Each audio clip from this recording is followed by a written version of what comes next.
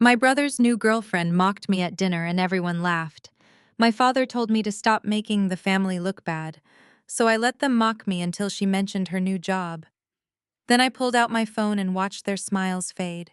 My name is Fiona, and at 34 years old, I am the sole founder and CEO of Lumina Estates, a highly secretive, ultra-luxury commercial real estate and lifestyle acquisition firm in Chicago.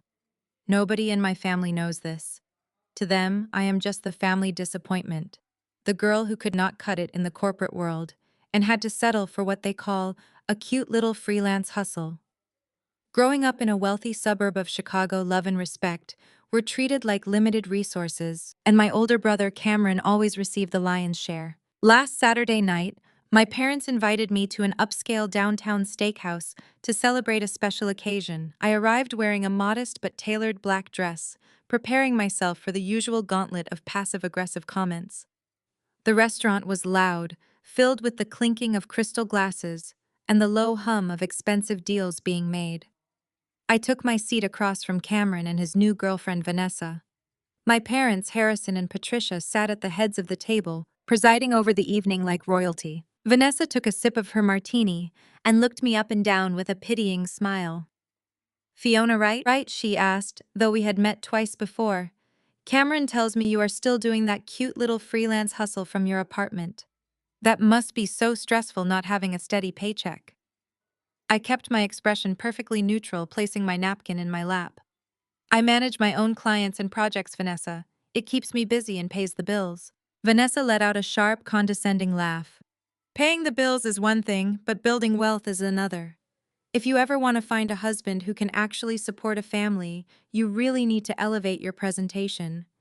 Men at a certain level expect their partners to look the part. You cannot show up to a country club wearing off-the-rack department store clothes." Cameron chuckled loudly, leaning back in the plush leather booth. He ran a hand through his hair, making sure the light caught the heavy gold watch on his wrist. It was a $15,000 Rolex. I recognized it immediately because my father had bought it for him just last month as a reward for what he called Cameron's untapped potential. "Vanessa is just looking out for you, Fi," Cameron said, cutting into his dry-aged ribeye. "You have to admit you have always struggled with the ambition part of life. Not everyone is cut out for the big leagues." I stared at the Rolex. The sheer audacity of his comment was staggering. This was the same brother who had launched 3 different tech startups over the past 10 years. Every single one of them had gone bankrupt within 18 months. Every single time our father had quietly stepped in, writing massive checks to bail Cameron out, settling his debts, and paying off the leases on his luxury sports cars, so Cameron would never have to face the consequences of his own failures. Meanwhile, when I turned 18 and received my acceptance letter to a top-tier business program, my father told me I would have to figure out the financing myself. He looked me dead in the eye and said I simply was not a good investment and that family funds needed to be preserved for the true visionary of the family. I spent the next decade working 80-hour weeks, taking out high-interest student loans, and clawing my way up from absolute rock bottom to build my empire in secret. "I think my ambition is doing just fine," I replied, keeping my voice even. "I do not rely on anyone else to clean up my financial messes, and I never have." The temperature at the table dropped instantly. My father Harrison slammed his heavy crystal whiskey glass down on the table. The loud thud made a nearby waiter jump. "Stop making the family look bad with your bitter jealousy, Fiona," he ordered, his voice dangerously low. "Your brother is on the verge of a massive breakthrough. He is networking with the right people. You sitting there making snide comments just proves why you have never succeeded in a real corporate environment." I felt my jaw tighten. "Dad, I was just pointing out that I support myself." "By scraping by," my mother, Patricia, chimed in. She reached over and patted Vanessa's hand affectionately. "You really should be taking notes from Vanessa, Fiona. She is a real professional. She knows how to navigate the business world. You could learn a lot from someone with actual drive." Vanessa preened under my mother's praise, tossing her hair over her shoulder. "Thank you, Patricia. It just takes a certain mindset. You have to be aggressive. You have to know your worth and demand it. Which actually brings us to the real reason we are celebrating tonight." Cameron raised his wine glass, his face flushed with pride. "Go ahead, babe. Tell them." Vanessa beamed, leaning forward to ensure everyone at the table was hanging on her every word. I just passed the final executive interview for the role of a lifetime. Starting Monday, I am officially the new National Director of Acquisitions for Lumina Estates. My parents gasped in delight. Even my father looked genuinely impressed. Lumina Estates was notoriously elite, a highly secretive empire that dominated the commercial real estate market. Securing a director position there meant a massive salary, unparalleled prestige, and access to the most exclusive networks in the country. That is incredible, my father said, raising his glass. Lumina Estates is a fortress. They only hire the absolute best. This calls for another bottle of the reserve. It was a grueling process, Vanessa bragged, basking in the adoration. 4 rounds of interviews, intense background checks. But I totally crushed the final presentation. The hiring committee said my portfolio was flawless. They are just waiting on the sole founder's final digital sign-off tonight. But human resources already assured me it is a done deal. My mother clapped her hands together. Oh, Vanessa, we are so proud to have you joining the family. This is exactly the caliber of excellence we expect. She then turned her gaze to me, her eyes filled with thinly veiled contempt. You see, Fiona? That is what real success looks like. Maybe if you are nice to Vanessa, she can get you a job there. I am sure Lumina Estates always needs a receptionist or someone to fetch coffee. Cameron laughed again. Yeah, Fi, send Vanessa your resume. Just make sure you format it correctly this time. I sat perfectly still, listening to the clinking of their glasses as they toasted to Vanessa's brilliance. The steakhouse noise faded into the background. I looked at my father, who was looking at Vanessa with the exact kind of pride and respect I had spent my entire childhood begging to receive. I looked at my mother, who was practically glowing with satisfaction at having an excuse to put me in my place. And I looked at Vanessa, who was staring at me with a triumphant, malicious smirk, waiting for me to lower my eyes in defeat. I did not lower my eyes. Instead, I reached into my purse and pulled out my phone. You know, I said softly, my voice cutting through their celebration. Lumina Estates really does have an incredibly rigorous background check process. They take character and professionalism very seriously. I tapped the screen, unlocking my executive founder portal. A notification was waiting for me at the very top of the dashboard. It was an internal email from my head of human resources, flagged as urgent. I opened it. The subject line read, "Final sign-off for Vanessa's hire." I looked up from my screen and met Vanessa's arrogant gaze. My voice was quiet, but it carried a weight that made the immediate area around our table feel suddenly very still. Vanessa, I said, cutting through her monologue about office furniture. You mentioned that Lumina Estates has a rigorous background check process. You said they take character and professionalism very seriously. Vanessa sighed dramatically, rolling her eyes at Cameron, before looking back at me with exaggerated patience. Yes, Fiona, they do. It is a highly elite firm. They do not just hire anyone off the street. They meticulously vet their senior leadership. That is why it is such a massive accomplishment that I was selected. I nodded slowly, tapping the screen of my phone to open the candidate review file. I agree, I said, my tone perfectly level. They do vet their leadership meticulously. In fact, the final stage of the hiring process requires the sole founder of the company to personally review the candidate's character assessment before generating the employment contract. The Human Resources Department can recommend a candidate, but they cannot finalize the hire without that specific digital signature. Cameron let out a harsh, mocking laugh. And how would you know anything about the executive hiring practices at a multi-billion-dollar real estate firm, Fi? Did you read about it in a blog post while you were sitting in your pajamas today? I ignored him, keeping my eyes fixed on Vanessa, whose confident smile was beginning to falter just a fraction. I know, because the final approval request was just sent to my private executive portal 10 minutes ago, I said. A heavy, confused silence fell over our booth. My mother frowned, her brow furrowing as she looked between me and Vanessa. What are you talking about, Fiona? Patricia asked, her tone sharp and dismissive.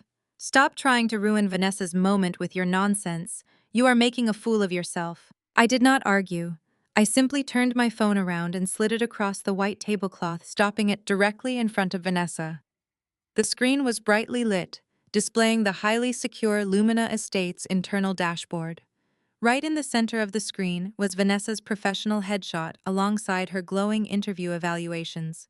Below that were two large digital buttons, one green button for approve, one red button for reject.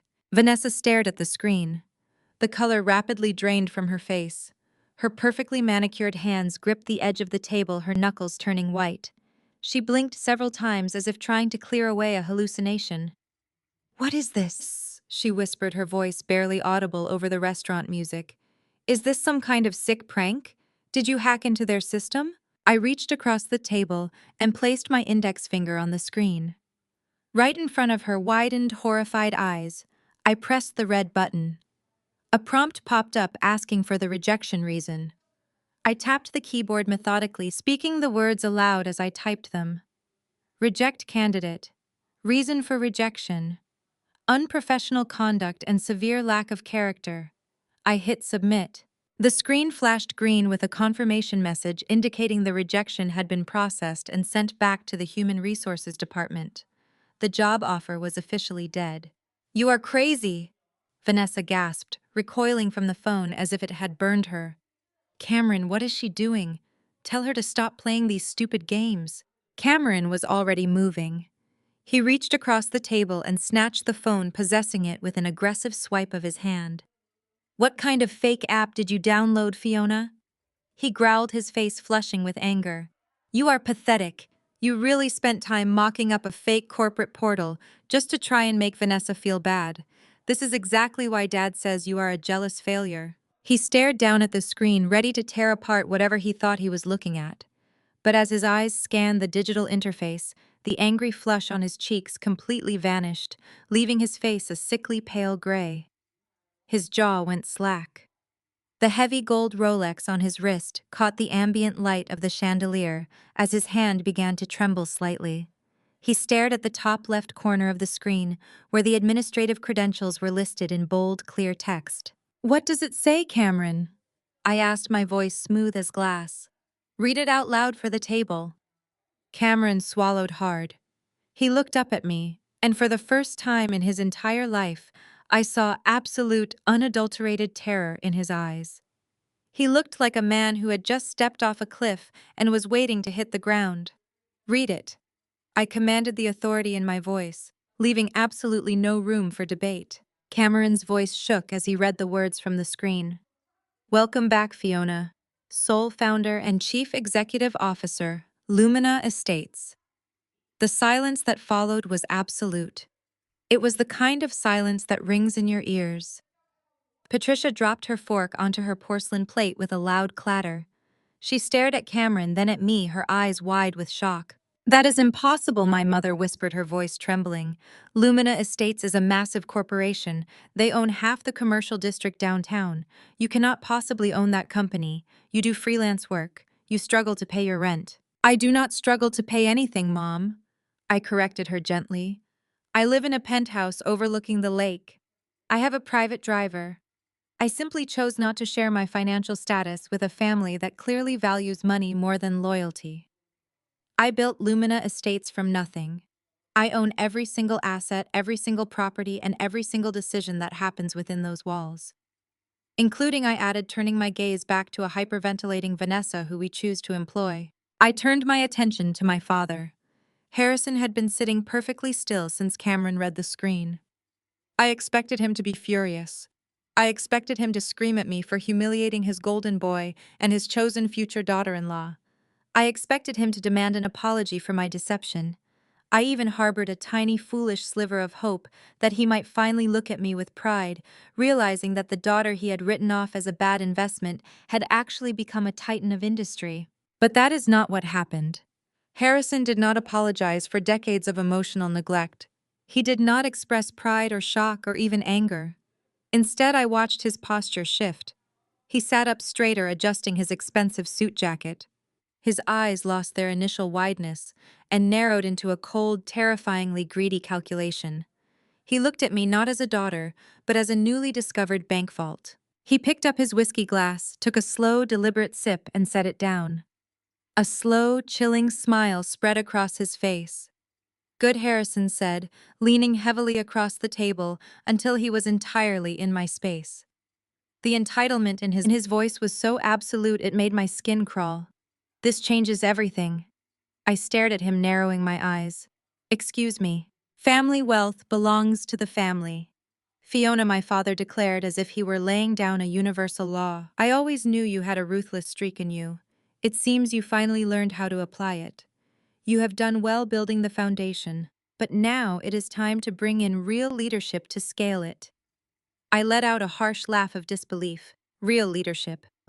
Yes, Harrison said, completely serious. You are going to go back into that portal right now and reinstate Vanessa's job offer. We are not going to let a petty family squabble ruin a perfectly good networking opportunity. And tomorrow morning, you are going to draw up the executive paperwork to make Cameron your executive vice president. Cameron, who had been sitting in stunned silence, suddenly perked up. The color returned to his face and the familiar arrogant smirk began to creep back onto his lips. He sat up taller, adjusting his Rolex. Yeah, Fi, he said, his voice dripping with newfound entitlement. I could really help you take Lumina to the next level. You are going to need a man with my kind of vision on the board if you want to play in the big leagues.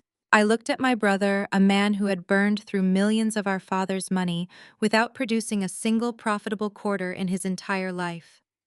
Then I looked at my father, who was staring at me with the unwavering expectation that I would simply hand over the empire I had bled for to the son who had never worked a hard day in his life.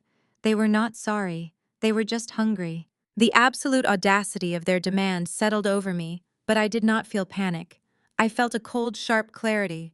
The battle lines were drawn, the illusion of family was completely dead, and they had no idea what kind of monster they had just woken up. I let the heavy silence stretch across the table, allowing the absolute absurdity of my father's demand to hang in the air. Real leadership. That was what Harrison called the son, who had never successfully managed a lemonade stand, let alone a commercial real estate empire. I looked at Cameron, who was already puffing out his chest, adjusting his posture, as if he were practicing his executive pose for a business magazine cover. Then I looked at Vanessa, who was staring at me with a desperate, hungry glint in her eyes, clearly hoping that my father's mandate would save her non-existent career. I tilted my head back and laughed. It was not a polite chuckle. It was a loud, genuine laugh that echoed off the mahogany walls of the upscale steakhouse. You actually believe I'm going to hand over my life's work to a man who still brings his laundry home for his mother to fold? I said, my voice dripping with pure amusement. Harrison's face darkened, the veins in his neck bulging against his starched collar. You listen to me, young lady. I am your father, and I am telling you how this family operates. You built a nice little foundation, but you do not have the temperament to run a national board. Cameron has the vision. You will draft the transfer papers by tomorrow morning, or I will make sure every investor in this city knows exactly how ungrateful and unstable you are. I reached into my designer clutch and pulled out my solid black titanium credit card. I tossed it onto the silver tray the waiter had nervously left at the edge of our booth. The heavy metal made a sharp clack against the wooden table. Put the $1,200 dinner on this, I told the waiter, who quickly scurried over to retrieve it. I then stood up, smoothing the front of my tailored dress. You do not dictate how my company operates, Dad, I said, looking down at the three of them. You do not own me. You do not own Lumina Estates. And as for you, Cameron, the only title you will ever hold in my building is trespasser. I did not wait for their sputtered outrage. I took my receipt, turned on my heel, and walked out of the restaurant, leaving them sitting in the wreckage of their own entitlement. The crisp Chicago night air felt incredible against my skin. I had finally done it. I had pulled the curtain back. I assumed they would retreat, lick their wounds, and perhaps realize they had severely underestimated me.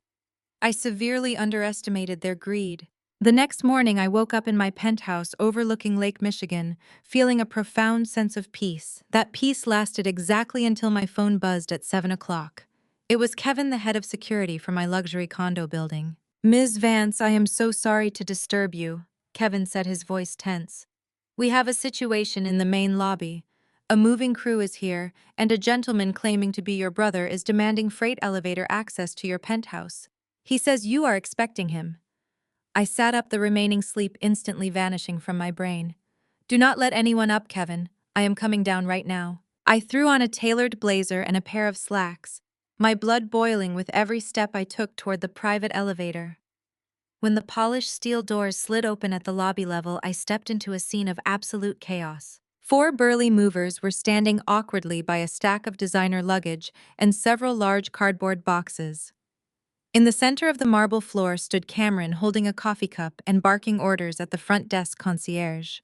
Vanessa was right beside him, pointing at the building's decorative fountain and loudly suggesting they replace it with something more modern once they took over the residential board. I already told you my sister owns the penthouse, Cameron was yelling at Kevin. I am the new executive vice president of her company. I am moving into the guest wing today to facilitate our corporate transition. Give me the key fob right now. He does not get a key fob, I said, my voice echoing sharply across the vast marble lobby. Cameron spun around, his arrogant expression faltering for a split second before he forced a wide, fake smile. He walked toward me with his arms open wide as if playing the part of the loving sibling for the bewildered security staff. "Fi, there you are," he cheered loudly. "These security guys are giving me a hard time. Tell them to clear the freight elevator." Vanessa and I packed up our apartments last night. Dad said it would be best for corporate synergy if we operated out of the penthouse for the first few months. We can use the dining room as a temporary boardroom until I get my corner office set up downtown. I stopped 3 feet away from him, staring at his outstretched arms. The sheer, unadulterated delusion it took to show up at my home with moving boxes, after I had publicly humiliated them the night before, was staggering. They honestly believed my father's command from the dinner table was a legally binding contract. They thought my wealth was a communal pot of gold, simply waiting for the golden child to come and claim his rightful share. "Kevin," I said, keeping my eyes locked on my brother, "cancel the freight elevator. Instruct these movers to put every single box back out on the downtown sidewalk. If this man or his girlfriend step foot inside this building again, I want them arrested for trespassing."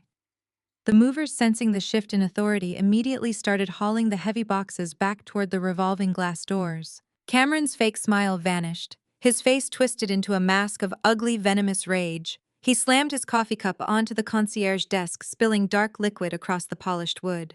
"Are you out of your mind?" Cameron screamed, his voice cracking. "You cannot do this to me. Dad gave you a direct order. You owe me this. I am the real visionary in this family, Fiona. You are just a glorified secretary who got lucky with a few good real estate flips. You need my brain to run a company of this magnitude." "Your brain?" I shot back, taking a step closer to him. "You mean the same brain that bankrupted 3 separate startups because you spent the seed money on private jets to Miami? Or do you mean the brain that stole my entire business plan during my senior year of high school?" Vanessa gasped, stepping back, but I did not break eye contact with Cameron. "Do not think I forgot, Cameron." I continued, my voice cold and hard. "You took my binder from my bedroom, slapped your name on the cover, and submitted my work to the state entrepreneurship competition. You won first place using my financial models. And when I cried to Mom and Dad about it, do you remember what they said?" Cameron swallowed hard, stepping backward toward the revolving doors. "Mom told me to stop whining," I reminded him, making sure everyone in the lobby heard exactly what kind of man he was. "She patted you on the back and called your theft assertive leadership. She said in the real world, the bold take what they want. You have spent your entire life stealing credit for other people's work because you are completely incapable of producing anything of value yourself. You are not a visionary. You are a parasite. You are going to regret this." Cameron spat, his face bright red, as 2 security guards stepped up beside him, gently but firmly grasping his arms to escort him out. "Dad is going to destroy you for this. You hear me? He is going to rip that company right out of your hands." "Let him try," I said. "Now get out of my building." The security guards began marching Cameron and Vanessa toward the exit. Vanessa was furiously trying to hide her face from the few residents who had stopped to watch the spectacle. I watched them go, feeling a deep, satisfying rush of adrenaline. I had finally evicted the golden child from my life. But just as the guards pushed Cameron through the glass doors, another figure stepped into the lobby. It was my mother, Patricia. She was wearing a pristine white trench coat, her hair perfectly blown out, carrying a designer handbag that probably cost more than a reliable car. She completely ignored Cameron, who was currently throwing a tantrum on the sidewalk outside.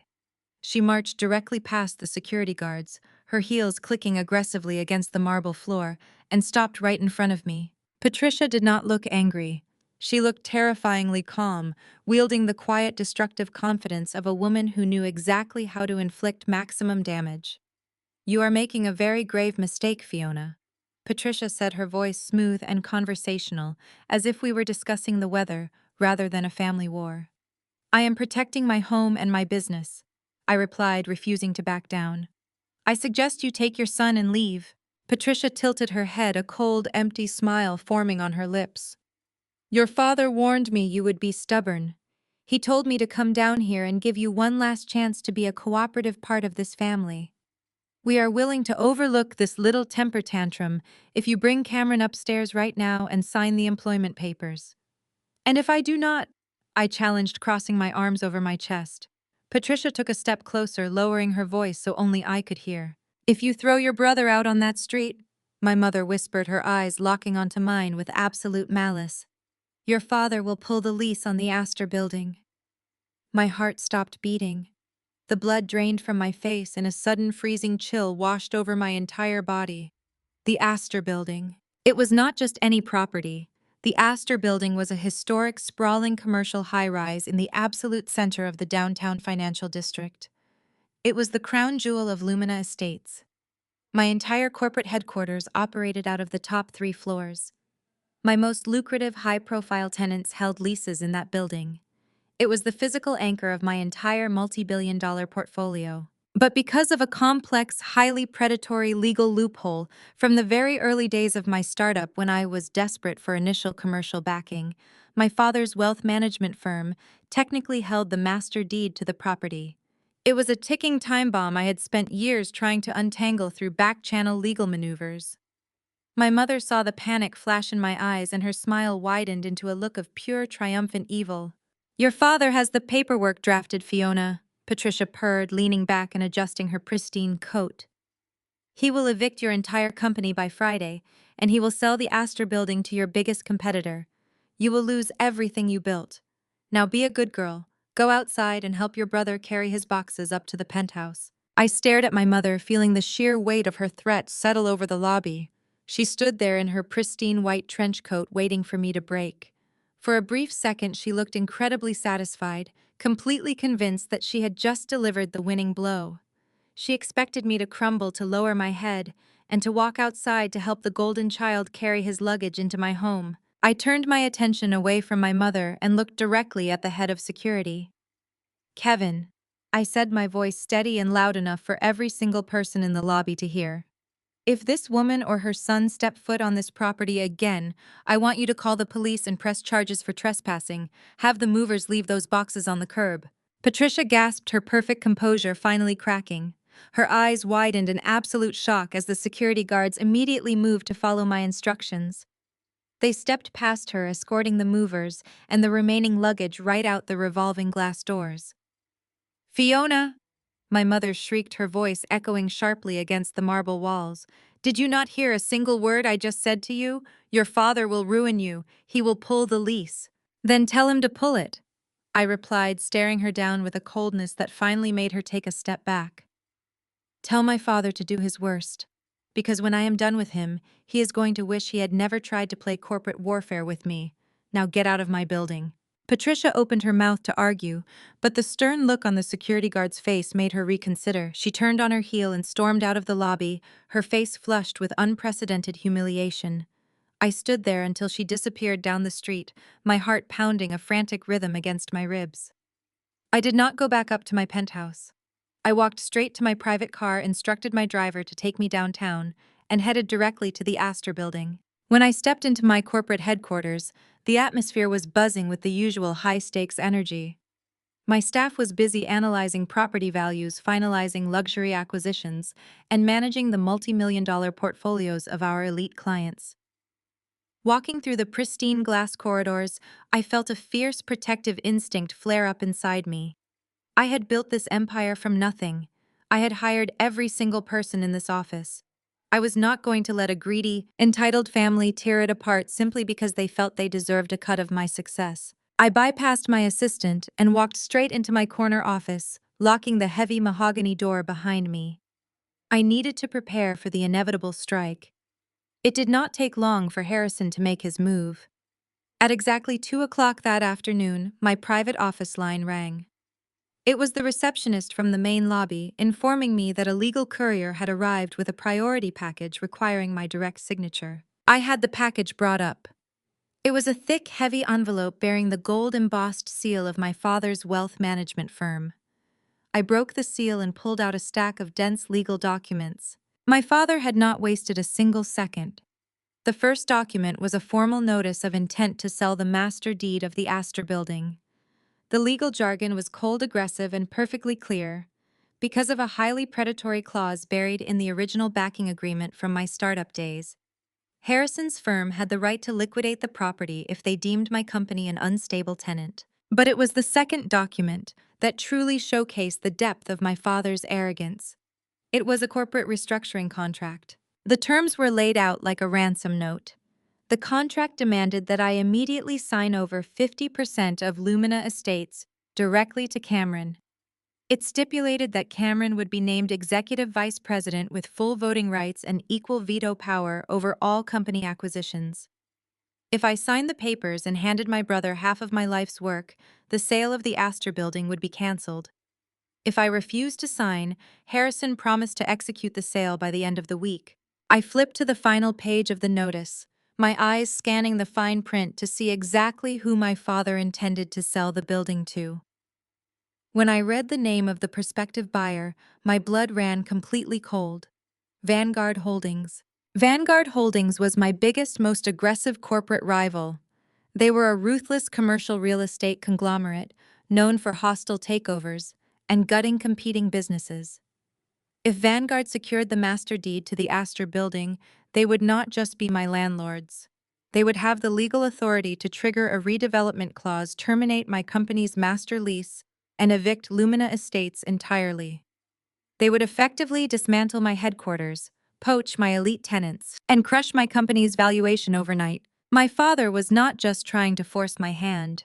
He was holding a loaded gun to the head of my company, gleefully threatening to pull the trigger if I did not surrender my crown to his golden child. I picked up my desk phone and pressed the speed dial button for my chief financial officer. David was the only person in the world I trusted completely. We had met 8 years ago when he was a brilliant but overworked financial analyst at a firm that did not appreciate him. I poached him, offered him double his salary, and he had been my most loyal ally ever since. He knew my entire history. He knew the depths of my family's toxicity, and he knew exactly how hard I had fought to build Lumina Estates. "David," I said the moment he answered, "drop whatever you are doing and get into my office right now. We have a massive crisis." Less than 2 minutes later, David walked through my door, his sharp eyes instantly reading the tension in the room. He closed the door behind him and took a seat across from my desk. I slid the stack of legal documents over to him. David picked up the papers, his eyes rapidly scanning the dense legal text. As he read the terms of the extortion, his jaw tightened. When he saw the name Vanguard Holdings listed as the buyer, he let out a low, disbelieving breath. "This is a targeted kill shot," David said, setting the papers down. "If Vanguard gets their hands on the master deed, they will not hesitate to trigger the redevelopment clause. They will force us to vacate the premises within 30 days. Relocating our data infrastructure and finding a comparable headquarters in that time frame would cost us tens of millions. It would induce a mass panic among our shareholders." "I know," I replied, leaning back in my chair. "My father knows it too. He is trying to back me into a corner where my only option is to sign half the company over to Cameron to save the rest." David ran a hand through his hair, his mind already shifting into crisis management mode. "Okay, we have a few defensive options. We can file an emergency injunction to block the sale. We can argue that selling the building to our direct competitor constitutes bad faith and a conflict of interest. We can tie Harrison up in litigation for months, maybe even years, just to bleed his legal resources." I listened to David list the defensive strategies, feeling a familiar burning frustration rising in my chest. Filing injunctions meant playing defense. It meant asking a judge to protect me. It meant letting my father dictate the pace of the battle while I scrambled to block his punches. I was entirely done playing defense. No, I said, cutting David off mid-sentence. We are not filing an injunction. We are not going to tie him up in court. David looked at me, confusion flashing across his face. Fiona, if we do not block this sale, Vanguard will destroy us. You cannot seriously be considering signing the company over to Cameron. I would rather burn this entire building to the ground with my own two hands than give my brother a single share of my company, I stated, my voice dangerously calm. I stood up and walked over to the floor-to-ceiling windows looking out at the sprawling Chicago skyline. I thought about my father. I thought about the arrogance it took to weaponize a building against his own daughter. And then a memory sparked in the back of my mind. I remembered the year my father acquired the master deed to the Astor building. It was almost 9 years ago. At the time, his wealth management firm was struggling. They had lost 2 major institutional clients, and my father was constantly complaining about liquidity issues. Yet somehow, in the middle of a massive financial downturn for his firm, he had managed to produce the staggering amount of capital required to secure a historic downtown high-rise. The math had never made sense to me. At the time, I had been too desperate for his backing to question where the money came from. But looking back at it now with the sharp-trained eyes of an industry veteran, I realized there was a massive, glaring discrepancy in his financial history. A mid-tier firm facing a liquidity crisis does not simply find $100 million lying around in the couch cushions. I turned back to David, a slow, predatory smile forming on my face. The panic that had gripped me in the lobby earlier that morning was completely gone. It was replaced by a thrilling, undeniable realization. My father had just handed me the weapon I needed to destroy him. David, I said, walking back to my desk and placing my hands flat on the polished wood. I do not want you to fight the deed. I do not want you to file a single injunction. David frowned, leaning forward in his chair. Then what do you want me to do? I want you to dig, I told him, looking him dead in the eye. I want you to pull every single public and private financial record you can find on my father's firm from 9 years ago. I want you to trace every shell company, every wire transfer, and every offshore account connected to his name. I want to know exactly how a struggling mid-tier wealth management firm afforded to buy the Astor building in the first place. David nodded once, a silent promise, and walked out of my office to begin the hunt. I sat alone in the quiet of my executive suite, the adrenaline from the morning's confrontations slowly giving way to a cold, calculated focus. I knew my family. I knew they would not simply sit back and wait for my next move. They operated on entitlement and vindictiveness, and I had just stripped them of both. I braced myself for their retaliation, expecting a legal maneuver or a financial block. I did not expect a public execution. The first strike hit before the sun even rose the next morning. My private phone began buzzing relentlessly on my nightstand at 4 in the morning. By the time I arrived at the Astor building at 6, my corporate communications team was already in a state of controlled panic. My head of public relations, a sharp woman named Rachel, met me at the elevator banks with an iPad in her hand. Her face was grim. "We have a massive situation," she said, matching my rapid pace down the glass corridor. "A coordinated digital smear campaign launched about 3 hours ago. It is hitting every major commercial real estate blog, financial news forum, and high society gossip column in Chicago." I walked into my office and took the iPad from her hands. The headlines were vicious, and they were everywhere. They read like highly polished hit pieces, completely lacking journalistic integrity, but dripping with sensationalism. The narrative was identical across all platforms. Fiona, the supposed genius behind Lumina Estates, was nothing more than a fraudulent figurehead. The articles claimed I had stolen my entire business model from my brilliant brother Cameron. They alleged that Lumina Estates was secretly funded by my father's wealth management firm, and that I was currently attempting to steal the company out from under my family. It was a masterclass in character assassination. The pieces painted Cameron as the victimized visionary and my father as the betrayed benefactor. I recognized the author of the most damaging article. It was a boutique digital marketing firm known for creating viral smear campaigns for high-paying clients. Vanessa, furious about losing the national director job and getting thrown out of my penthouse, she had weaponized her marketing background against me. Using Cameron's endless supply of my father's money, she had bought a manufactured scandal.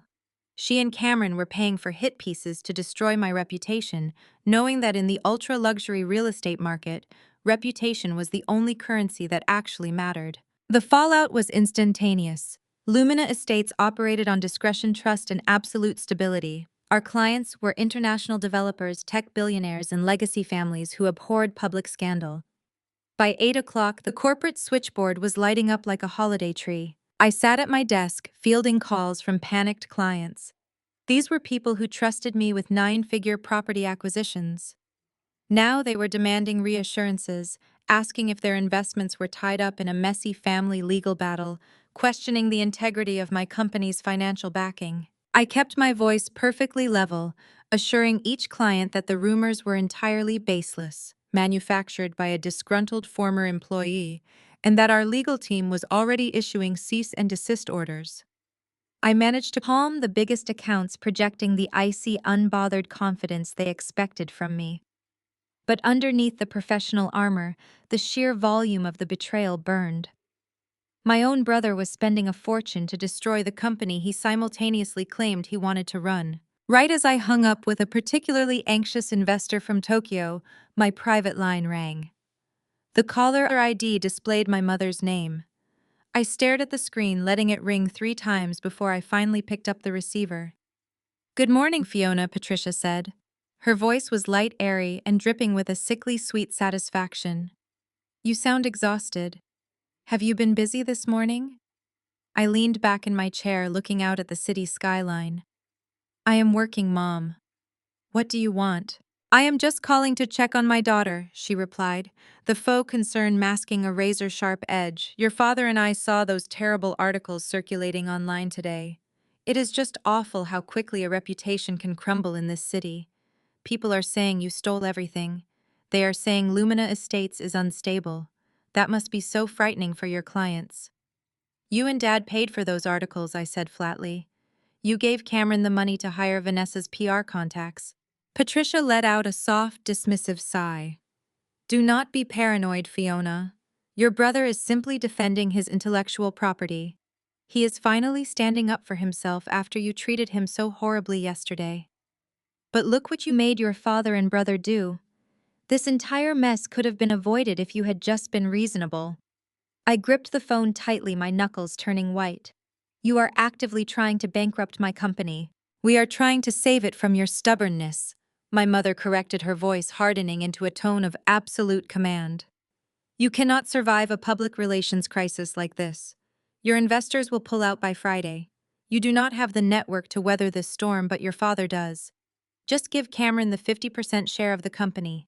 Sign the paperwork and your father will make a few phone calls.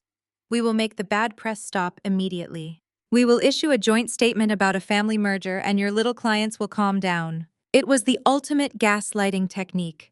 They set my house on fire and now they were demanding I sign over the deed in exchange for a bucket of water. She honestly believed I would break under the pressure of public humiliation. She believed that because I had spent my childhood seeking their approval, I would eventually surrender my life's work just to stop them from punishing me. "Mom," I said, my voice dropping to a dangerous whisper, "you really do not understand the game you are playing. I am not giving Cameron a single percentage of this company. I am not signing your papers. And if you think a few paid blog posts are going to make me surrender, you are even more delusional than your son." Patricia gasped in mock outrage. "You are destroying your own life, Fiona. We are offering you a lifeline. When your investors leave you, do not come crying to us." I hung up the phone, cutting off her toxic monologue. The silence in my office felt heavy, loaded with the weight of the escalating war. They were trying to bleed me out, attacking my credibility to force a surrender. I knew I could not just play whack-a-mole with the blog posts. I needed to cut the panic off at the source. I pressed the intercom button on my desk. "Rachel, I need you to set up a secure encrypted video conference for noon today." I want the top 20 primary investors and stakeholders of Lumina Estates on that call. We are not going to a sterile press release. I am going to speak to them face to face, address the rumors directly, and show them our current quarter financials. Transparency is the only way to kill this panic. Rachel confirmed the instructions and immediately went to work. I spent the next 2 hours compiling the data, preparing a flawless presentation that would prove Lumina Estates was not only financially independent from my father's firm, but was currently posting the highest profit margins in our history. I would show them the unassailable truth. But as I sat at my desk reviewing the list of clients who had called in a panic that morning, a strange inconsistency caught my eye.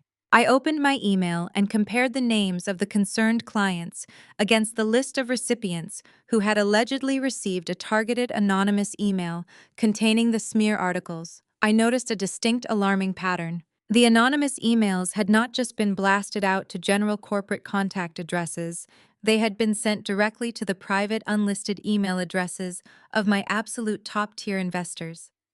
These were direct lines of communication that were not public knowledge. These were private contact details reserved strictly for senior executive management. A cold chill swept through my office, settling deep in the pit of my stomach. Vanessa was an outsider.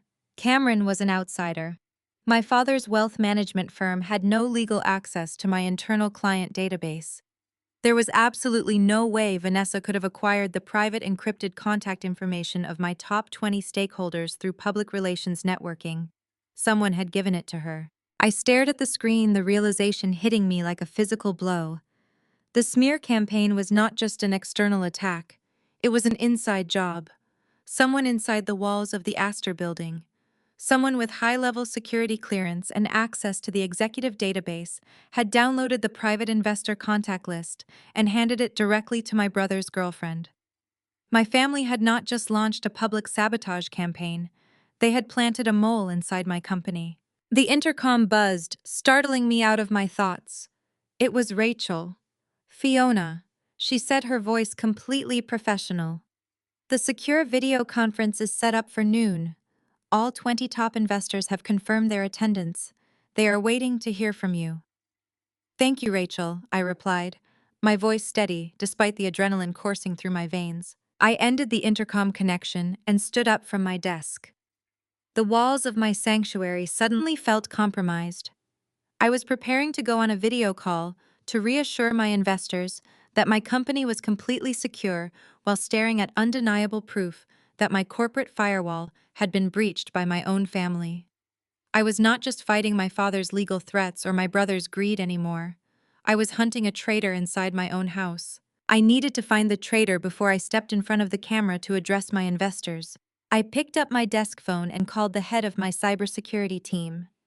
I gave him a single strict directive to trace every internal digital footprint that accessed the primary investor database within the last 48 hours. It took him exactly 12 minutes to find the leak. The security logs showed a massive data export initiated at 2 in the morning. The digital signature belonged to a junior acquisitions analyst named Kyle. I had personally hired him 6 months ago because his resume showed promise. Instead, he had sold me out for a quick payout. I buzzed my assistant Rachel and told her to send Kyle into my office immediately. When Kyle walked through the heavy mahogany door, he looked nervous, but tried to mask it with a polite, innocent smile. I did not ask him to sit down. I simply turned my large monitor around to display the time-stamped security logs showing his unauthorized data export. The polite smile vanished from his face, instantly replaced by sheer panic. He started to stammer out an excuse about a system error, but I cut him off sharply. I know you gave the list to Cameron, I said, my voice dangerously low. I know my brother paid you. What I want to know is how much my company's security was worth to you. Kyle swallowed hard, his hands shaking visibly as he gripped the edge of my desk. He offered me $50,000, he confessed, his voice cracking under the pressure. He said he was going to be the new executive vice president anyway, and that if I helped him secure his position, he would promote me to a senior director role. You sold your career and your reputation for pocket change and a lie, I told him, stepping out from behind my desk to look him in the eye. Cameron has absolutely no power here. and now neither do you. I pressed the button for building security. Two armed guards appeared at my office door within seconds. I looked at Kyle and told him he had exactly 2 minutes to collect his personal items before he was escorted out of the building.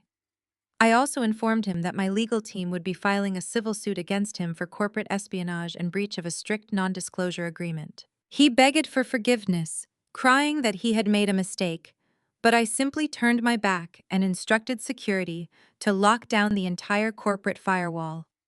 The rot was gone. Now it was time to address the fallout. At exactly noon, I joined the secure video conference. The large screen in my office populated with the faces of my top 20 investors. These were powerful billionaires and institutional fund managers who did not tolerate scandal or instability. Their expressions were stern and highly skeptical. I did not waste time with pleasantries or defensive apologies. I took complete control of the meeting the second the feed went live. I shared my screen and displayed Lumina Estates' current quarter financials side by side with the fabricated claims from the smear articles. I walked them through the indisputable data showing that our profit margins were the highest in the entire history of the company. I explained that the hit pieces were a coordinated attack funded by a disgruntled family member who was attempting to extort me for a position on the executive board. I provided the police report regarding the trespassing incident in my lobby and the immediate termination record of the employee who had leaked their contact information. I operate with absolute transparency. I told the investors, my voice radiating unwavering confidence. My family is attempting to use public panic to force a corporate surrender. They believe you will run at the first sign of bad press. I am showing you the raw financial data so you can see that my company is a fortress. The tension in the digital room dissolved almost immediately. The data was bulletproof, and my refusal to cower proved my leadership. By the end of the 30-minute call, every single investor reaffirmed their firm commitment to Lumina Estates. The panic was dead. I spent the rest of the afternoon fortifying my business operations. By the time I finally returned to my penthouse that evening, the adrenaline had faded, leaving me with a cold, calculating focus. My father had tried to destroy my reputation and steal my company. He had weaponized the Astor building against me.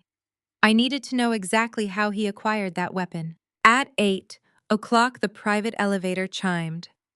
David walked into my penthouse carrying a sleek black briefcase. He looked exhausted, but his eyes were bright with a fierce, triumphant energy. He set the briefcase down on my kitchen island and pulled out a secure encrypted hard drive. I have been digging through your father's financial history since you gave the order, David said, plugging the drive into his laptop. He is incredibly smart. He buried the paper trail under thick layers of shell companies and proxy accounts. It took me hours to bypass the dummy corporations he set up in Delaware and the Cayman Islands. But I finally found the origin point of the capital he used to secure the master deed to the Astor building 9 years ago. I poured 2 glasses of water and slid one across the cool granite island to him. Tell me exactly what you found. David brought up a series of highly complex spreadsheets on the screen. 9 years ago, Harrison's wealth management firm was bleeding cash, David explained, pointing to a steep downward trend on the line graph. He lost 2 major institutional clients and was facing a severe liquidity crisis. He did not have the capital to keep the lights on, let alone buy a historic downtown commercial high-rise. But then a sudden influx of $100 million miraculously appeared in a holding account controlled by his firm. Where did the money come from? I asked, staring at the massive number glowing on the screen. David had typed a complex password into the decryption software. He opened a hidden ledger that he had extracted from the deepest archives of the banking records. It did not come from a bank loan, David said, his voice deadly serious. And it did not come from a private investor, it came from his own clients. I frowned, trying to process the sheer magnitude of what he was saying. You mean he used client capital to make a personal real estate purchase? That violates every fiduciary duty in the banking sector. It is much worse than a simple breach of duty. David corrected, his expression grim. Harrison did not just use their capital, he stole it. He identified 3 massive corporate retirement accounts managed by his firm. These were the 401k portfolios of thousands of working-class employees. He exploited a highly illegal backdoor clause in his internal banking software to quietly siphon fractional percentages from these retirement accounts over the course of 14 months. I felt the air leave my lungs as the horrifying reality set in. My father had not made a brilliant real estate investment. He had committed massive systematic financial fraud. He robbed the retirement savings of innocent people to fund his own commercial real estate empire. Because the fractional deductions were spread across thousands of individual accounts, nobody noticed the missing funds. David continued bringing up the digital transfer logs. He funneled all the stolen money into an untraceable ghost account and then used that exact capital to purchase the master deed to the Astor building. He effectively laundered the stolen retirement funds through commercial real estate. I stared at the glowing numbers on the screen. The Astor building did not belong to my father. It never had. It belonged to the thousands of everyday people he had robbed to save his failing bank. My father had spent his entire life looking down on people who struggled financially, preaching to me about hard work and family legacy. Meanwhile, his entire fortune was built on a foundation of absolute criminality. If the Securities and Exchange Commission sees these files, I said, my voice barely above a whisper. Whisper, what exactly happens to him? David looked at me with a cold, sharp smile. If the federal authorities see this ledger, Harrison will not just lose his banking license. He will face decades in federal prison for embezzlement, wire fraud, and grand larceny. His firm will be liquidated immediately by the government, and his assets will be seized to repay the victims. A slow, powerful realization washed over me. For my entire life, my father had held all the power. He had used his wealth to control my mother, to spoil my arrogant brother, and to punish me for simply existing. Just 12 hours ago, he had threatened to destroy my company by selling the building I operated out of. He thought he held the ultimate trump card. He had no idea that the card he was holding was soaked in gasoline and I was holding the match. I looked at the encrypted drive sitting on my kitchen island. It was not just a collection of digital files. It was the absolute destruction of my father's entire life. It was the key to tearing down the toxic empire my family had built on my back. I did not just have a way to save my company anymore. I had the power to strip them of everything they valued. David, I said, looking up at my trusted friend. Make a secure backup copy of this drive. We are going to need it. What are you going to do? David asked, closing the laptop. I walked over to the floor-to-ceiling windows looking out at the glittering lights of the Chicago skyline. I am going to let my father think he is winning, I replied, a cold smile forming on my face. I am going to let him initiate his next attack. And when he thinks he has me completely cornered, I am going to take everything he loves. The very next morning, that attack arrived. It did not come in the form of a legal injunction or a hostile bank notice. It came walking right through the front doors of my corporate headquarters. I had arrived at the Astor building before sunrise. The encrypted drive David had given me was locked securely inside my personal wall safe. I sat at my desk sipping black coffee and reviewing the standard morning reports, but my mind was entirely focused on the war. I knew Harrison was arrogant enough to push his advantage. I just did not expect him to send his attack dogs directly into my sanctuary. It happened at exactly 10 o'clock. I was in the middle of drafting a highly sensitive email to my legal team when a sudden sharp commotion echoed through the heavy mahogany door of my office. Lumina Estates operates with library-quiet professionalism. My executive floor is designed to be a bastion of absolute tranquility for high-net-worth clients. Any loud noise was an immediate red flag. I stood up from my desk and walked toward the door. Before I even turned the brass handle, I could hear a shrill, demanding voice vibrating down the glass corridor. It was a voice I recognized instantly from the steakhouse. I opened my door and stepped out into the executive reception area. What I saw made my blood boil, but I forced my face into a mask of complete icy detachment. Rachel, my highly competent and usually unflappable executive assistant, was standing behind her polished marble reception desk. She looked equal parts bewildered and furious.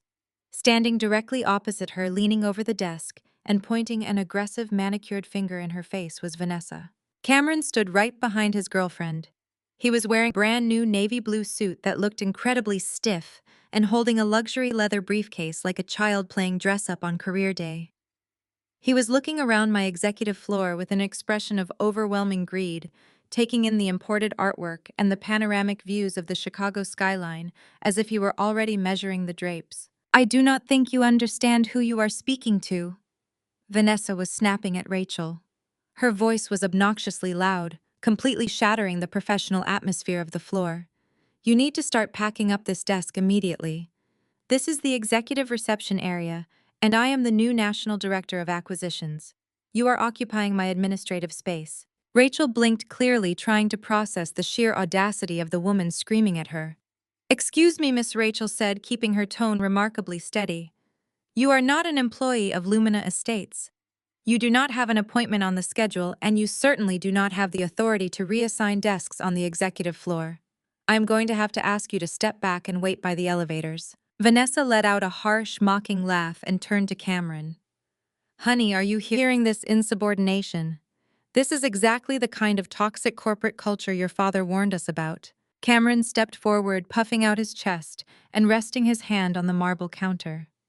"Listen to me very carefully, sweetheart," he said to Rachel, his voice dripping with unearned authority. "My name is Cameron. I am the new executive vice president of this company. My father holds the master deed to this entire building, and we are taking over operations starting today. Now I suggest you grab a cardboard box and clear out your personal items before I have security throw you out on the street." Several of my senior analysts and acquisition managers had stepped out of their respective glass offices, drawn by the shouting. They stood in the corridor watching the bizarre spectacle unfold. My entire staff knew who I was. They knew my work ethic. They knew I built this company from nothing. Seeing a strange man walk in and claim ownership simply because of his last name was profoundly offensive to every single person on that floor. I did not yell. I did not rush forward. I simply took a slow, deliberate step out of my office doorway, making my presence known. "Rachel." I said, my voice perfectly calm but carrying enough command to silence the entire corridor.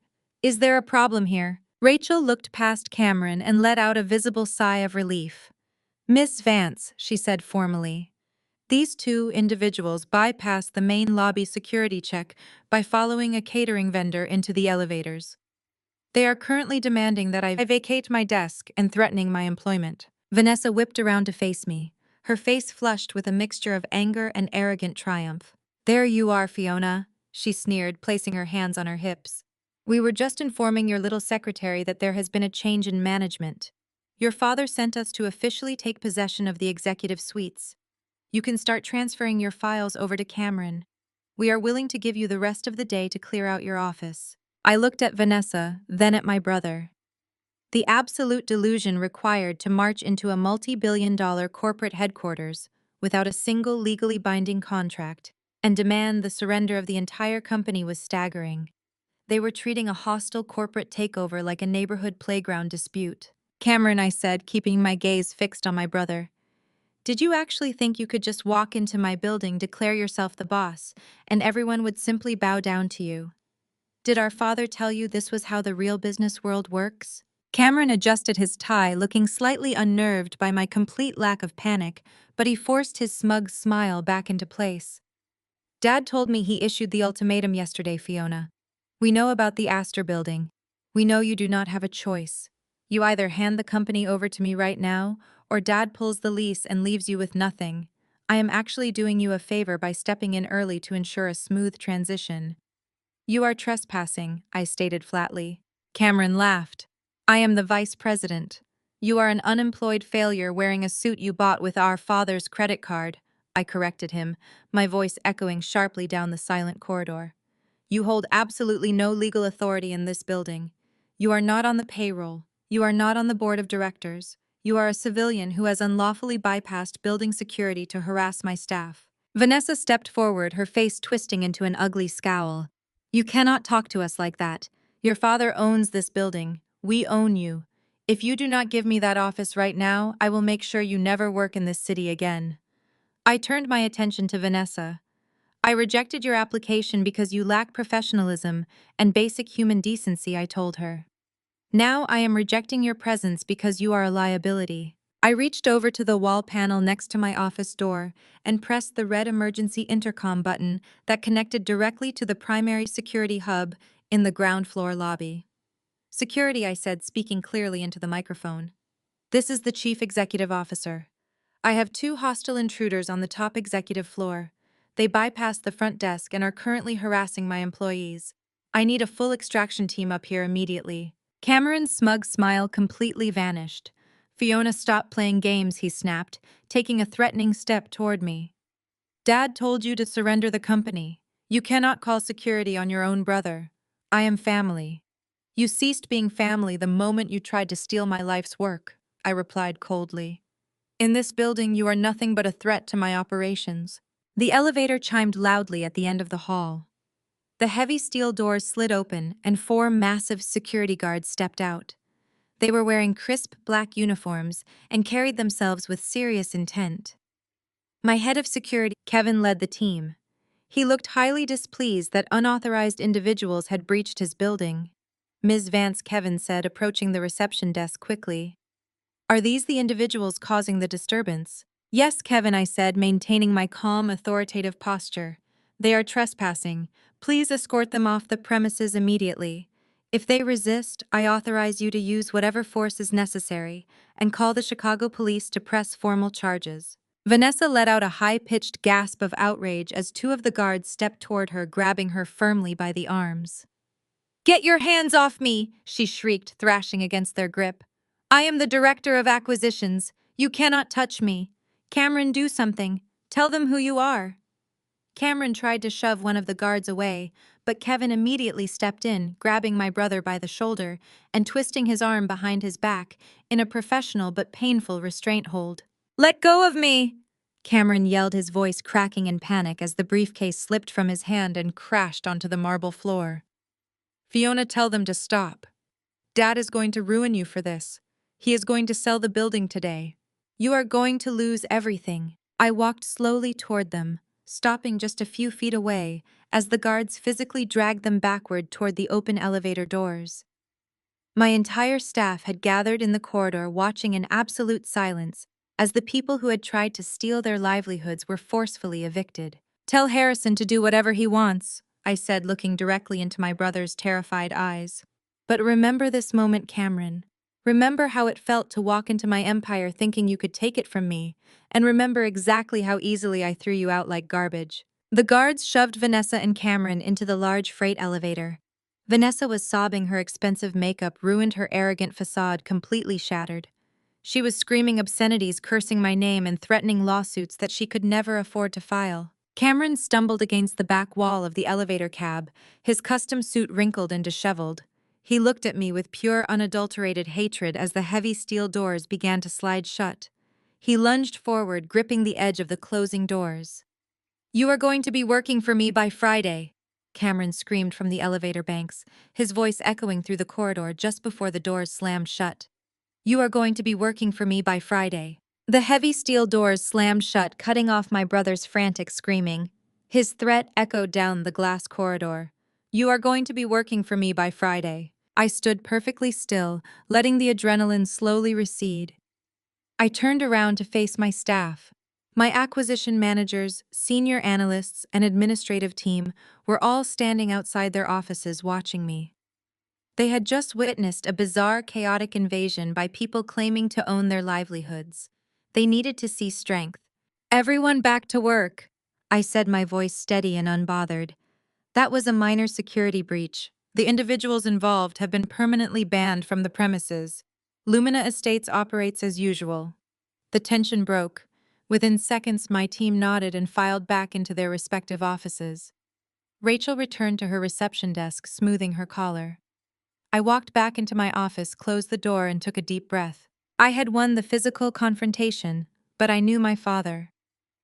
Harrison viewed any act of defiance as an unforgivable insult. By throwing his golden child out of my building in front of my employees, I had publicly humiliated his proxy. The retaliation was going to be brutal. I did not have to wait long. The real attack came at exactly 2 o'clock that afternoon. I was reviewing a quarterly performance matrix when my office door flew open. David strode into the room, his face pale and his usual calm demeanor entirely fractured. He was holding a stack of financial printouts, his knuckles white where he gripped the paper. "We have a massive problem," David said, dropping the documents directly onto my desk. "I just got off the phone with the commercial banking division. They flagged an immediate total restriction on our primary operational accounts." I sat up straight. "Restriction? We have tens of millions in liquid capital sitting in those accounts." "Not anymore," David replied, his voice tight with urgency. "Harrison just leveraged his position as the master deed holder. Because your original startup financing was heavily tethered to his wealth management firm, he utilized an obscure risk mitigation clause. He filed an emergency declaration claiming Lumina Estates is facing critical executive instability. He used that to completely freeze our operational credit lines." I stared at the printouts. "He froze the accounts. David, payroll is scheduled to go out tomorrow morning. We have hundreds of contractors across the country waiting on scheduled disbursements." "I know," David said grimly.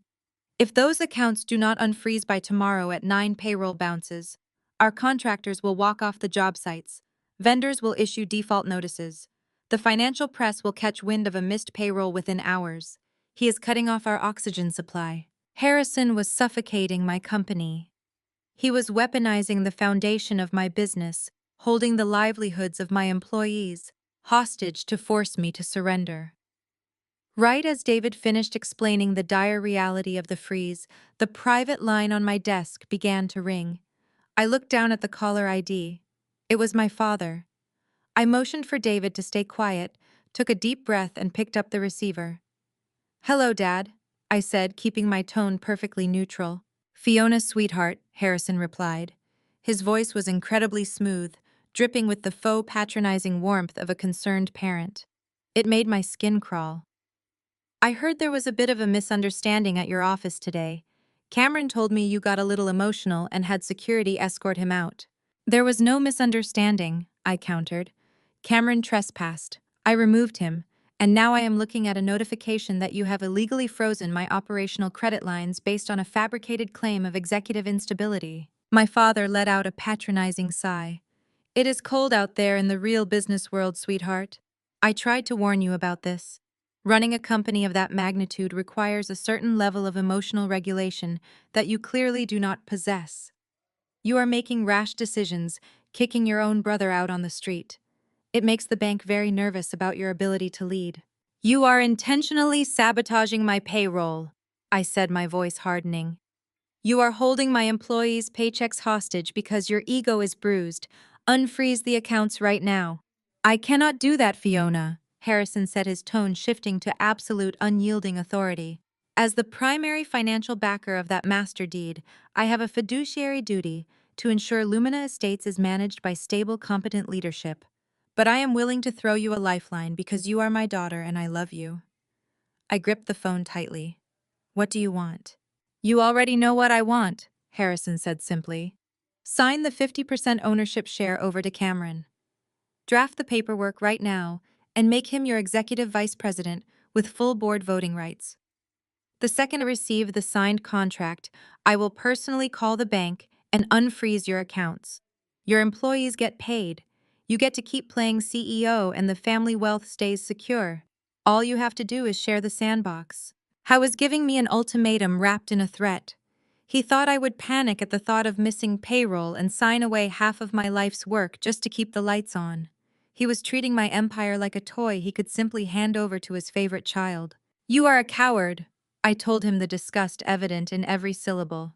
"You cannot build anything of your own, so you steal from me to give to a son who is entirely useless. I will never sign that company over to Cameron.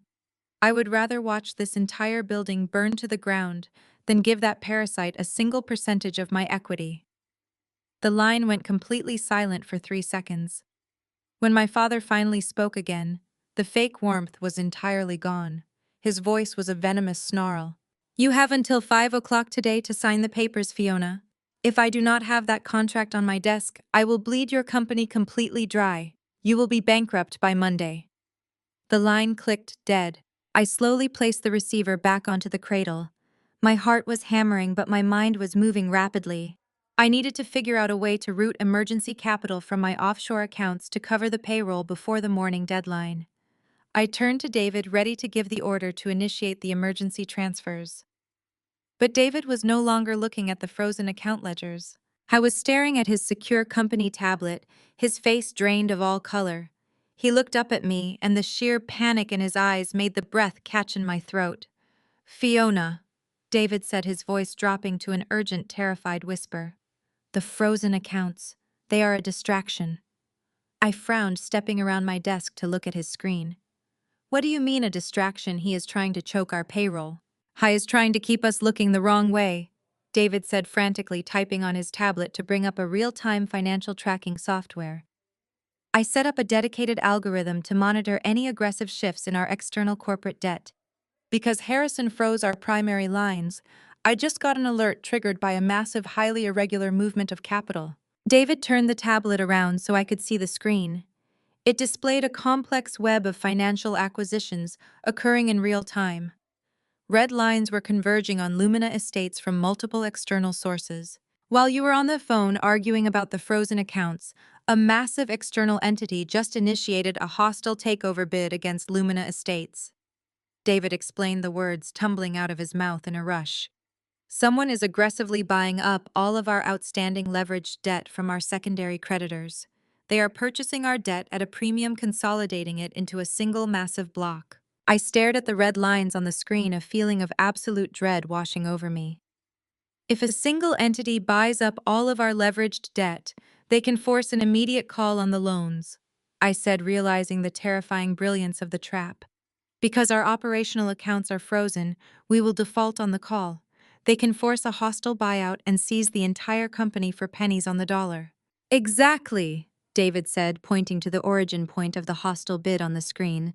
"And because Harrison holds the master deed to the Astor building, he can legally approve the transfer of the company to the new buyer under the guise of an emergency corporate rescue." "Who is the buyer?" I demanded, my eyes scanning the complex financial web, trying to find a name. "Is it Vanguard? Did he already sell us out to the competition?" "No," David said, his finger tapping on a heavily guarded corporate registration file he had just managed to decrypt. "It is not Vanguard. It is an anonymous shell company, registered in Delaware just 3 days ago. Harrison funded it using heavily leveraged, highly illegal loans from his own wealth management firm. He is risking his entire banking portfolio to fund this takeover." David opened the final document, revealing the corporate filing for the anonymous shell company that was currently swallowing my empire.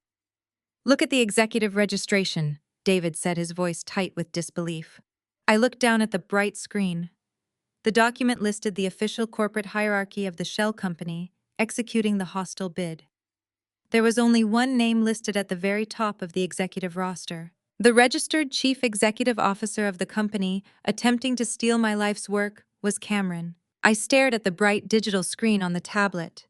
The name Cameron sat at the very top of the executive roster. A harsh laugh escaped my throat, breaking the heavy silence of my office. It was not a laugh of amusement, but of pure, absolute disbelief. Cameron could not even manage his own personal credit cards. He had crashed 3 different startup companies before they even finished their initial seed rounds. The idea that my brother was orchestrating a highly sophisticated, hostile corporate takeover was entirely laughable. He was nothing but an empty suit. He was a puppet. My father was the puppet master, pulling every single string behind the curtain. Harrison was using his golden child as a proxy to steal my empire so he could keep his own hands perfectly clean. I looked across the desk at David. "We are not leaving this office until we tear this shell company apart," I told him. "Go lock the doors." David nodded immediately. He walked over to the heavy mahogany doors of my executive suite and turned the brass deadbolt. The loud click echoed sharply in the quiet room. Outside my office, the rest of the corporate floor was completely empty. My staff had gone home hours ago, blissfully unaware that their livelihoods were currently hanging by a thread. I walked over to the corner of my office and turned on my secondary computer monitors. We needed absolute focus. I ordered David to start tracing the capital origin of the shell company. A hostile bid of this magnitude required an astronomical amount of liquid cash. I knew my father had money, but a direct corporate buyout of Lumina Estates required billions of dollars. Harrison did not have that kind of personal liquidity sitting in his checking account. He had to be borrowing it from somewhere. For the next 5 hours, David and I sat in total silence, broken only by the rapid clicking of our keyboards. We drank cold coffee and dug through endless digital archives. The shell company was registered in Delaware, which meant the ownership records were heavily shielded by corporate privacy laws. But David was a financial genius. He did not look for the names on the registration documents. He looked for the transactional footprints. Every time a massive sum of money moves through the banking system, it leaves a trail of digital dust. David simply followed the dust. Just after 2 in the morning, David let out a sharp, heavy breath.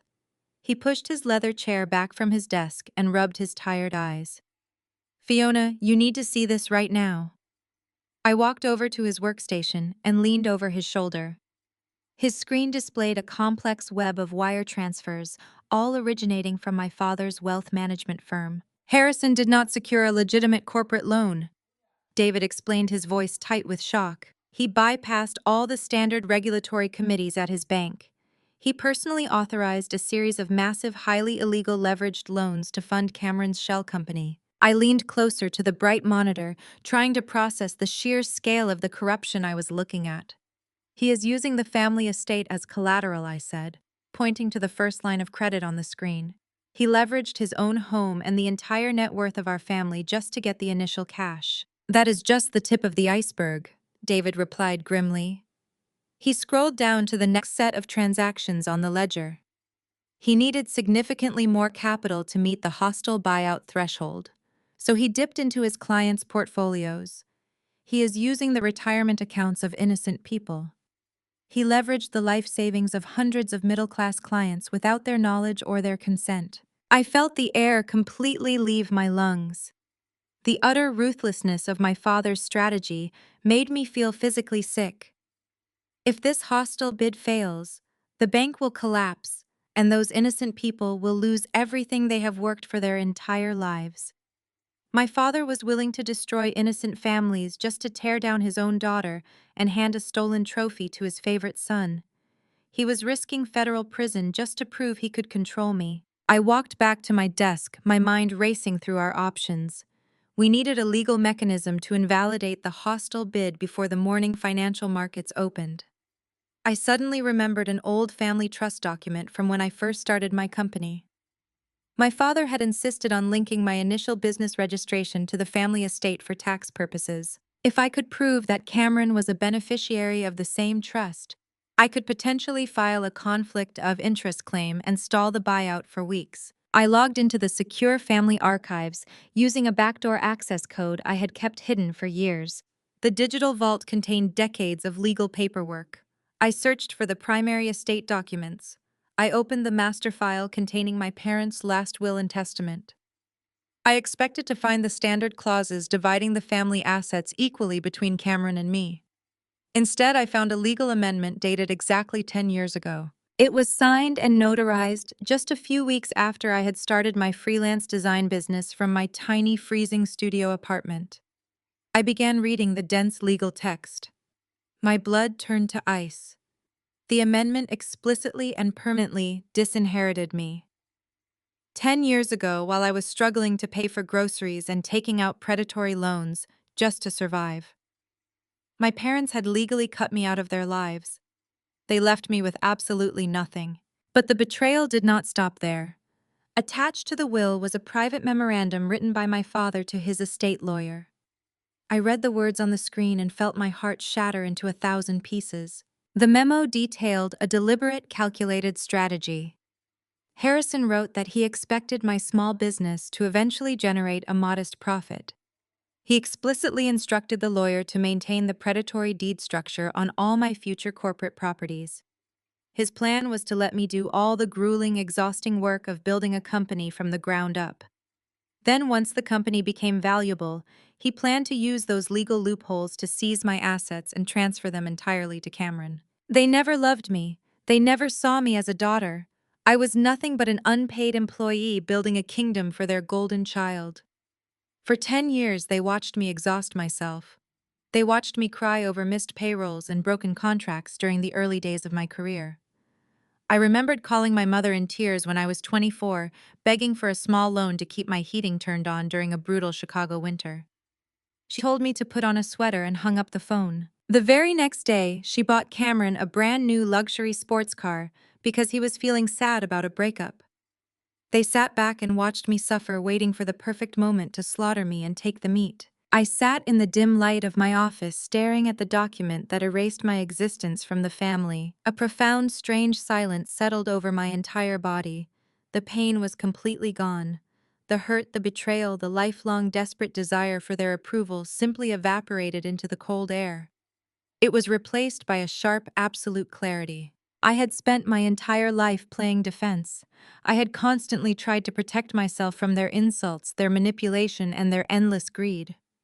I realized in that moment that defending my fortress was no longer enough. I did not want to just survive their attacks anymore. I wanted to completely eradicate their ability to ever fight back. I closed the family trust file on my computer. I turned away from my monitors and looked across the room at David. He was watching me, his face filled with deep concern.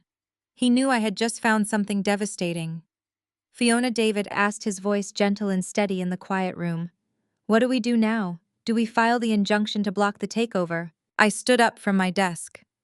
I smoothed the front of my blazer, feeling the immense, unyielding power of everything I had built with my own two hands. I thought about my father sitting in his mansion, believing he had finally cornered me. I thought about Cameron waiting to walk into my office and claim a throne he did not earn. No, David, I said, my voice perfectly steady and cold. We are not going to block the takeover. We are going to buy my father's bank. David stared at me across the quiet expanse of my office. For a moment, he did not say a word. He just looked at me as if I had suddenly started speaking a foreign language. Then he shook his head, running a hand over his face. You want to buy a wealth management firm. Fiona, that is not just a real estate transaction. That is a highly regulated financial institution. And more importantly, Harrison is swimming in hundreds of millions of dollars of leveraged debt right now. To buy that debt and take controlling interest as his primary creditor, you would need an astronomical amount of liquid capital. Capital we do not have because he just froze our operational accounts. I walked back to my desk and opened the bottom drawer. I reached far into the back and felt for the small, hidden biometric scanner installed beneath the wood. I pressed my thumb against it. A soft click echoed in the quiet room as a concealed panel slid open. I pulled out a sleek silver hard drive and placed it on the polished mahogany surface between us. You are looking at Lumina Estates' operational capital, David, I said, sitting down in my leather chair. But Lumina Estates is not my only asset. David frowned, looking at the silver drive. What is that? That is my doomsday fund, I replied. I explained it to him while he booted up his decryption software. 10 years ago, when I first started my company, I realized a terrifying truth about my family. I knew they viewed my existence as a threat. I knew my father was a shark who would eventually smell blood in the water once my business became successful. So I made a promise to myself. For every single commercial property I acquired, for every massive deal I closed, and for every record-breaking quarter I posted, I took a strict percentage of my personal founder profits and I made it completely disappear. I did not buy yachts. I did not buy a private jet. I did not spend my money trying to keep up with the flashy billionaires in my social circle. Instead, I funneled millions of dollars into a highly secure, heavily shielded offshore portfolio. I built a financial fortress in the shadows. I invested in quiet, highly lucrative international markets. I compounded the interest year after year, strictly adhering to a strategy of total financial invisibility. I told myself I would never touch a single penny of that money unless it was a matter of absolute life and death. My family thought I was just doing well. They had absolutely no idea that I had spent the last decade quietly stockpiling a war chest that rivaled the gross domestic product of a small island nation. David connected the silver drive to his secure laptop. I typed in the 32-character alphanumeric passcode. The encrypted firewall dropped and the banking ledger materialized on his screen. David let out a sharp gasp. He leaned back in his chair, staring at the verified account balances scrolling across his monitor. He looked at me, his eyes wide with absolute shock. "Fiona," he whispered, his voice filled with awe. "This is not just a safety net. This is nuclear capability. You have more liquid capital sitting in these offshore accounts than Harrison has managed in his entire career." "I know," I said, my voice cold and focused. "And tonight we are going to liquidate every single asset in that portfolio. I want you to cash it all out, David." David did not hesitate. He understood exactly what we were about to do. He immediately initiated the massive liquidation protocols, moving the capital through a series of secure international proxies to obscure the origin. Within an hour, we had a mountain of liquid cash sitting in a newly established anonymous holding company. "Now," I said, leaning over his desk, "we buy the bank." Harrison had leveraged his entire wealth management firm to fund Cameron's hostile takeover bid. He had borrowed heavily from secondary creditors, taking on massive amounts of toxic corporate debt to generate the cash for the buyout. Those secondary creditors were ruthless investment firms that cared about one thing only, which was mitigating risk. They knew Harrison's bank was struggling. They knew holding his debt was a massive liability. So when David approached those secondary creditors, posing as an anonymous proxy buyer, representing a highly capitalized foreign investment group, they were more than eager to talk. We started making the calls just after 3 in the morning. David orchestrated the negotiations with surgical precision. We offered to buy up all of Harrison's outstanding leveraged debt at a slight premium. The secondary creditors jumped at the opportunity to offload the toxic loans and take a guaranteed profit. They did not care who was buying the debt as long as the cash cleared. For the next 4 hours, my office became a command center.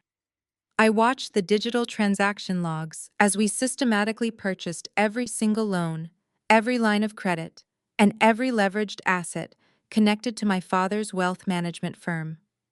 We bought the debt tied to his corporate headquarters. We bought the loans he took out against the family estate.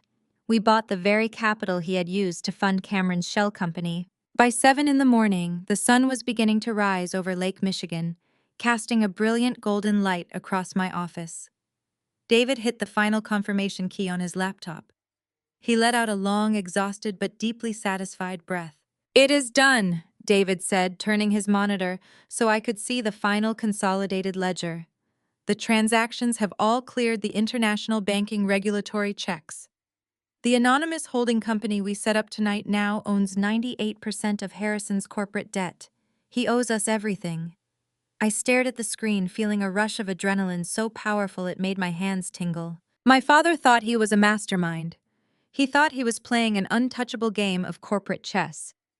He had illegally frozen my operational accounts, believing he was cutting off my air supply.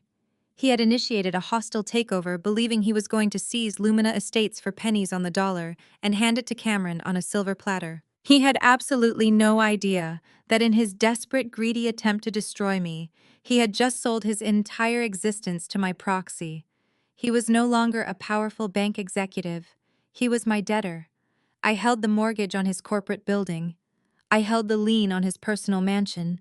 And most importantly, I held the power to call those loans entirely due at a moment's notice, forcing him into immediate and catastrophic bankruptcy. The hostile takeover bid against Lumina Estates was effectively neutralized from the inside.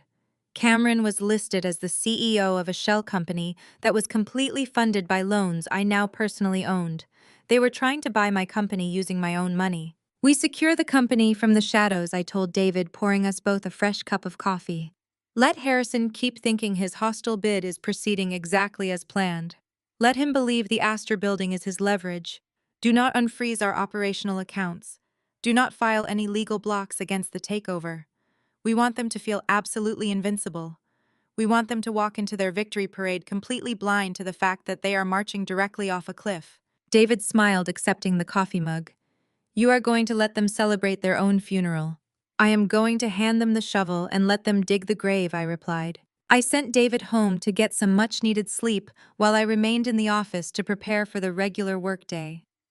When my staff arrived at 9 o'clock, I greeted them with my usual professional demeanor, giving absolutely no indication that I had just spent the entire night securing their jobs and executing the most massive financial maneuver of my career.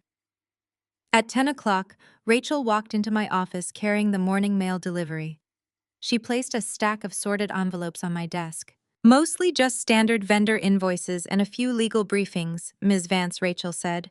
But this one arrived via private courier about 20 minutes ago. The courier said it required your personal attention. Rachel handed me a thick, heavy envelope made of expensive textured cream paper. The return address seal was embossed in gleaming gold foil. I recognized the emblem immediately. It was the official corporate crest of my father's wealth management firm.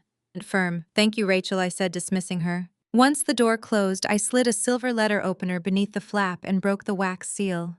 Inside was a lavish gilded invitation. The elegant calligraphy announced the city's most prestigious annual charity gala, hosted by Harrison's Bank. It was a massive high society event that drew the wealthiest investors, powerful politicians, and the elite socialites of Chicago. It was the crown jewel of my father's social calendar. The one night a year he got to stand on a stage and pretend he was the king of the city. But the invitation itself was not what caught my attention. Tucked behind the heavy cardstock was a small handwritten note on personalized stationery. The messy, arrogant scrawl belonged unmistakably to my brother. I pulled the note out and read the single sentence written across the center of the page. "Come watch me take your throne." I read the words again, feeling a cold, sharp thrill radiate through my chest. They were actually going to do it. They were going to use the charity gala surrounded by the elite upper class of the city to publicly announce the hostile takeover of Lumina Estates. Harrison was going to put Cameron on a stage in front of hundreds of people and declare him the new king of the commercial real estate world. They wanted me in the audience so they could watch my face as they stole my crown. They wanted a public execution. I set the note down on my polished mahogany desk, smoothing the edges with my fingertips.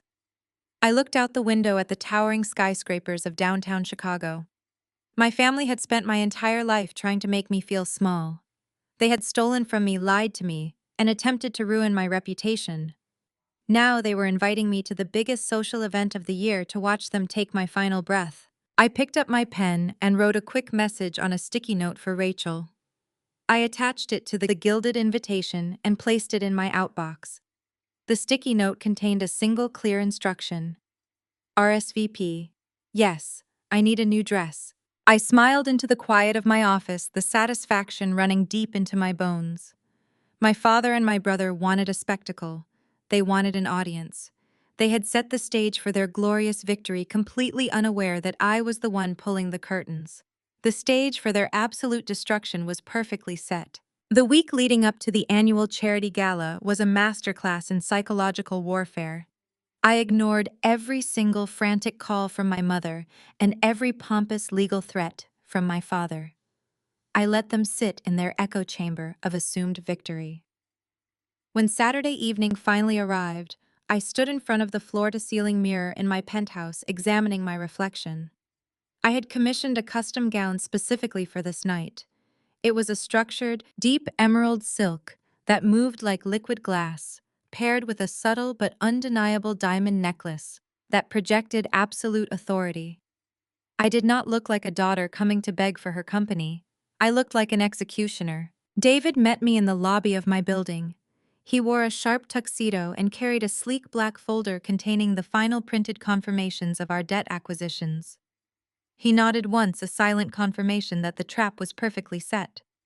We stepped into the back of my waiting town car and rode in silence toward the grand ballroom of the Drake Hotel, the traditional venue for my father's annual display of wealth. The streets of downtown Chicago were slick with fresh rain reflecting the city lights as we pulled up to the velvet-roped entrance.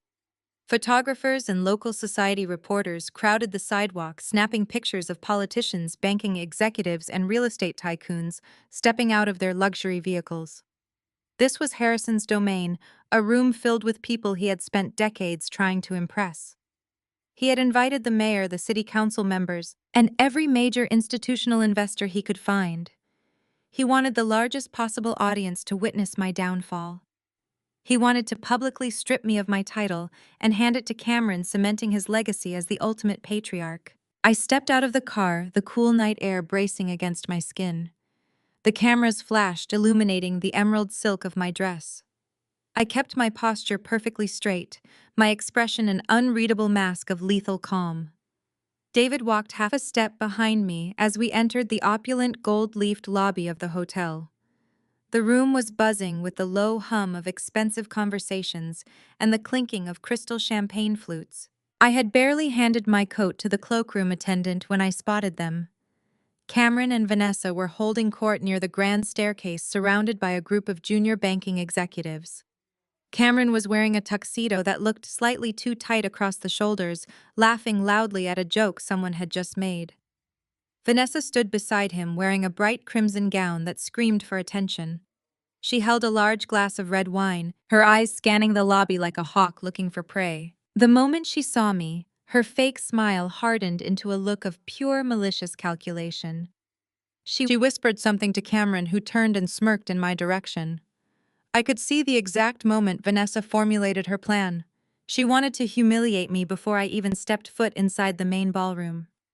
She wanted to ruin my composure, stain my custom dress, and force me to retreat to the bathroom in tears, exactly like the weak teenager they always believed I was. I watched her detach herself from the group and begin walking directly toward my path. She was moving too fast for someone holding a full glass of wine. Her eyes were locked onto the fabric of my dress, her grip on the crystal stem tightening. The lobby was crowded, forcing guests into tight quarters as they moved toward the ballroom doors. I knew exactly what she was going to do. She was going to feign a stumble, pitch forward, and launch the dark red liquid directly onto my chest, claiming someone had pushed her. I did not break my stride. I kept walking forward, my face completely impassive, projecting absolute ignorance of her approach. David tensed beside me, sensing the impending collision, but I gave him a microscopic shake of my head. Vanessa closed the distance. When she was exactly 3 feet away, she executed her pathetic amateurish performance. She let out a loud theatrical gasp, twisting her ankle in her designer heels, and launched her arm forward, sending the glass of red wine flying directly at my center of mass. She expected me to freeze in shock. Instead, I executed a flawless, predetermined pivot. I simply stepped one smooth pace to the right, fluidly rotating my body out of the trajectory.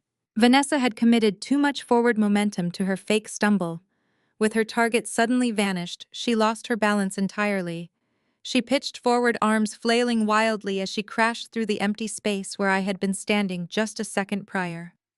The large glass of red wine sailed past me and found a brand new target. Standing directly behind me was Eleanor Sterling, the notoriously demanding and highly influential wife of Chicago's biggest commercial real estate mogul.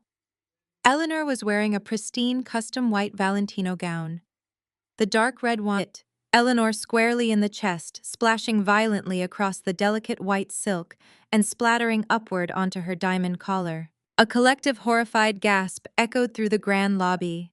The string quartet playing in the corners seemed to abruptly lose their rhythm. Vanessa hit the marble floor hard, sprawling ungracefully at Eleanor's feet. Her own crimson dress bunched up around her knees, her hair falling into her face as she scrambled to process what had just happened. Eleanor looked down at her ruined Valentino gown, her face turning a terrifying shade of purple. The real estate mogul standing beside his wife looked like he was ready to end a life. "I am so sorry," Vanessa stammered, scrambling to her knees, her voice cracking in pure, unadulterated panic. "I tripped. Someone pushed me. I did not mean to." "You clumsy, idiotic girl!" Eleanor shrieked, her voice cutting through the lobby like a whip. "Do you have any idea how much this dress costs? You completely ruined it." Cameron rushed over, his face pale as he tried to help Vanessa off the floor. He recognized the real estate mogul immediately. His father's bank desperately needed their business. "Mr. Sterling, Mrs. Sterling, please forgive her," Cameron pleaded, sounding entirely pathetic. "It was an accident." "It was a disgraceful display of incompetence," Mr. Sterling barked, glaring at Cameron. "Keep your aggressive girlfriend away from my wife. You people are a liability." I stood perfectly still watching the entire humiliating spectacle unfold from my safe, unstained vantage point. Vanessa was trembling, tears of pure mortification welling in her eyes as the entire lobby of Chicago elite stared at her with open disgust. She looked up and met my gaze. I offered her a very small, incredibly cold smile. "You really should be more careful in high heels, Vanessa," I said quietly, my voice carrying just enough for her to hear. "It is cold out there in the real business world." I did not wait for her response. I turned smoothly and walked through the grand double doors into the main ballroom, David right beside me. The ballroom was a masterpiece of extravagant wealth. Massive crystal chandeliers cast a warm golden glow over 50 circular tables covered in black velvet and white orchids. Waiters in pristine uniforms circulated with silver trays of champagne. I found my assigned seat near the front of the room, a clear indication that my father wanted me close to the stage for his grand announcement. I took my seat, ignoring the curious glances from the banking executives sitting at my table. David sat to my right, placing his black folder on the table. We did not speak. We simply waited. 20 minutes later, the lights in the grand ballroom began to dim. A hush fell over the crowd as a spotlight illuminated the large stage at the front of the room. Behind the podium was a massive digital projection screen, currently displaying the gold crest of my father's wealth management firm. Harrison strode onto the stage to the sound of polite, enthusiastic applause. He was wearing his best-tailored tuxedo, projecting the image of a benevolent, deeply successful patriarch. He approached the podium, tapped the microphone twice to ensure it was working, and offered a wide, charismatic smile to the room of billionaires and politicians. "Good evening, ladies and gentlemen," Harrison began, his voice booming through the state-of-the-art sound system. "Thank you all for joining us tonight to support such a wonderful charitable cause. As many of you know, my firm has always operated on a foundational principle. We believe that true wealth is not just about financial capital, it is about legacy. It is about the generations we build and the family values we pass down." He paused, letting the sentimental garbage wash over the audience. I took a slow, deliberate sip of my water, keeping my eyes locked on his face. "Tonight is a very special night for my family," Harrison continued, his tone shifting into one of profound pride. He gestured toward the front tables where Cameron had just taken his seat. Vanessa was noticeably absent, likely hiding in the restroom, trying to salvage whatever dignity she had left. Cameron puffed out his chest, adjusting his tie as the spotlight briefly grazed his table. "For decades, I have worked to secure a future for my children," Harrison said. "I have always believed that family wealth belongs to the family, and that strong visionary leadership is the key to corporate longevity. My son Cameron has spent years developing his incredible business acumen. He possesses a rare, aggressive talent for commercial strategy, and tonight it is my absolute honor to announce a monumental transition." The crowd murmured in anticipation. My father looked directly down at me, a smug, victorious sneer pulling at the corners of his mouth. He thought he had me completely trapped. He thought I was sitting there in silent defeat, ready to surrender my empire to save my reputation. "Effective immediately, my firm is facilitating a massive corporate merger," Harrison announced, his voice echoing through the silent ballroom. "We are executing a full acquisition of Lumina Estates, the city's premier commercial real estate portfolio. And I am thrilled to announce that taking the helm of this newly acquired empire, stepping into the role of Chief Executive Officer, will be my brilliant son, Cameron." Polite applause began to ripple through the room. Cameron stood up, waving to the crowd like a conquering hero. "If you will direct your attention to the screen behind me," Harrison said, turning his body and gesturing grandly toward the massive digital display. "I would like to share the official acquisition documents that solidify this historic family merger." I sat back in my chair. I looked at David, who was already holding a small, discreet remote control under the table. I gave him a single subtle nod. Harrison smiled at the massive screen, expecting to see the forged corporate transfer papers that would crown his golden child. He expected to see the legal documents he had tried to extort from me just 48 hours ago. He did not get to see the acquisition documents. The screen did not show a merger. The screen did not show Cameron's new title.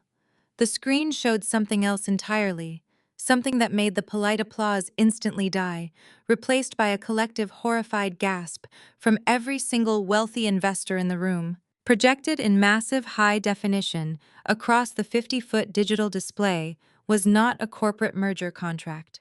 It was the heavily guarded, highly illegal internal banking ledger from my father's wealth management firm. David had done an immaculate job preparing the visual presentation. The background of the slide was stark white, making the black text and the bright red highlight circles impossible to miss. At the very top of the screen in bold letters was the exact account routing number belonging to the firm's largest institutional retirement fund. Below it was a meticulously organized list of unauthorized fractional withdrawals spanning 14 months. Each withdrawal was clearly traced to a secondary ghost account, and right next to that ghost account was the ultimate destination of the stolen capital, the Astor Building master deed purchase. The silence in the grand ballroom was so profound that I could hear the sharp intake of breath from the city mayor sitting 3 tables away. These were not just random guests. The people sitting in this room were the very clients my father had robbed. They were financial titans, real estate developers, and corporate lawyers who knew exactly how to read a banking ledger. It took them less than 10 seconds to process the raw data staring them in the face. They saw the routing numbers. They saw the dates. They saw the unmistakable digital footprint of a massive systematic embezzlement scheme playing out right before their eyes. My father was still standing at the podium. He had his hands resting confidently on the polished wood, a victorious smile frozen on his face. I was completely oblivious to the image projected behind him. He was looking out at the sea of elite guests, waiting for the thunderous applause he felt he deserved. Instead, he was met with hundreds of faces contorted in absolute revulsion. He saw the mayor lean over and whisper frantically to his chief of staff. I saw the head of the City Commercial Banking Commission stand up from his chair, his face turning an angry shade of red. Harrison frowned, his perfect charismatic facade cracking just a fraction. He leaned into the microphone. "Is there a problem with the display?" Harrison asked, his voice echoing through the silent room.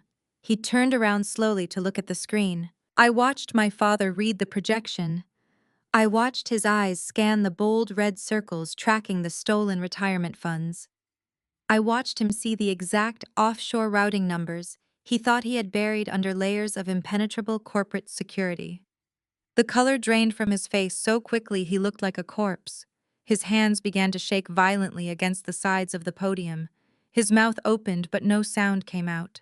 The benevolent patriarch, the untouchable king of Chicago finance, simply ceased to exist in that moment. He was reduced to a terrified, trapped criminal staring at the undeniable proof of his own ruin. Down on the floor. Cameron was still standing by his table. He had been preparing to walk onto the stage and accept his stolen crown. He squinted at the massive screen, trying to understand the complex financial data. Unlike the brilliant investors in the room, my brother lacked the basic intelligence to read a banking ledger. But he did recognize one thing. He recognized the name of his anonymous shell company listed at the bottom of the screen. He recognized the bright red text linking his supposed hostile takeover directly to the stolen retirement funds. Cameron looked at our father on the stage, then looked around at the furious guests. His arrogant smirk collapsed into a look of sheer panicked confusion. The silence in the ballroom finally shattered. It was replaced by an aggressive, deafening uproar. Chairs scraped loudly against the marble floor as powerful men and women stood up demanding answers. A prominent corporate lawyer sitting near the front pointed directly at the screen and shouted that his client's pension funds were listed in the fraudulent transfer column. Another executive yelled for someone to call the federal authorities. The elegant charity gala had instantly transformed into a chaotic, angry mob. They realized they had been invited to a celebration funded by their own stolen money. I remained seated at my table for a few moments longer, simply taking in the sheer magnitude of the destruction. I had promised myself I would let them build their own gallows, and now they were standing on the trapdoor. I placed my crystal champagne flute down on the black velvet tablecloth. The delicate clink of the glass was my signal. I stood up, smoothing the emerald silk of my custom gown. David stood up beside me, his posture rigid and highly protective. I stepped away from the table and began walking toward the stage. The chaotic, angry guests noticed my movement. They saw the calm, unbothered expression on my face and the sheer lethal authority radiating from my presence. As I walked down the center aisle, the crowd instinctively parted for me.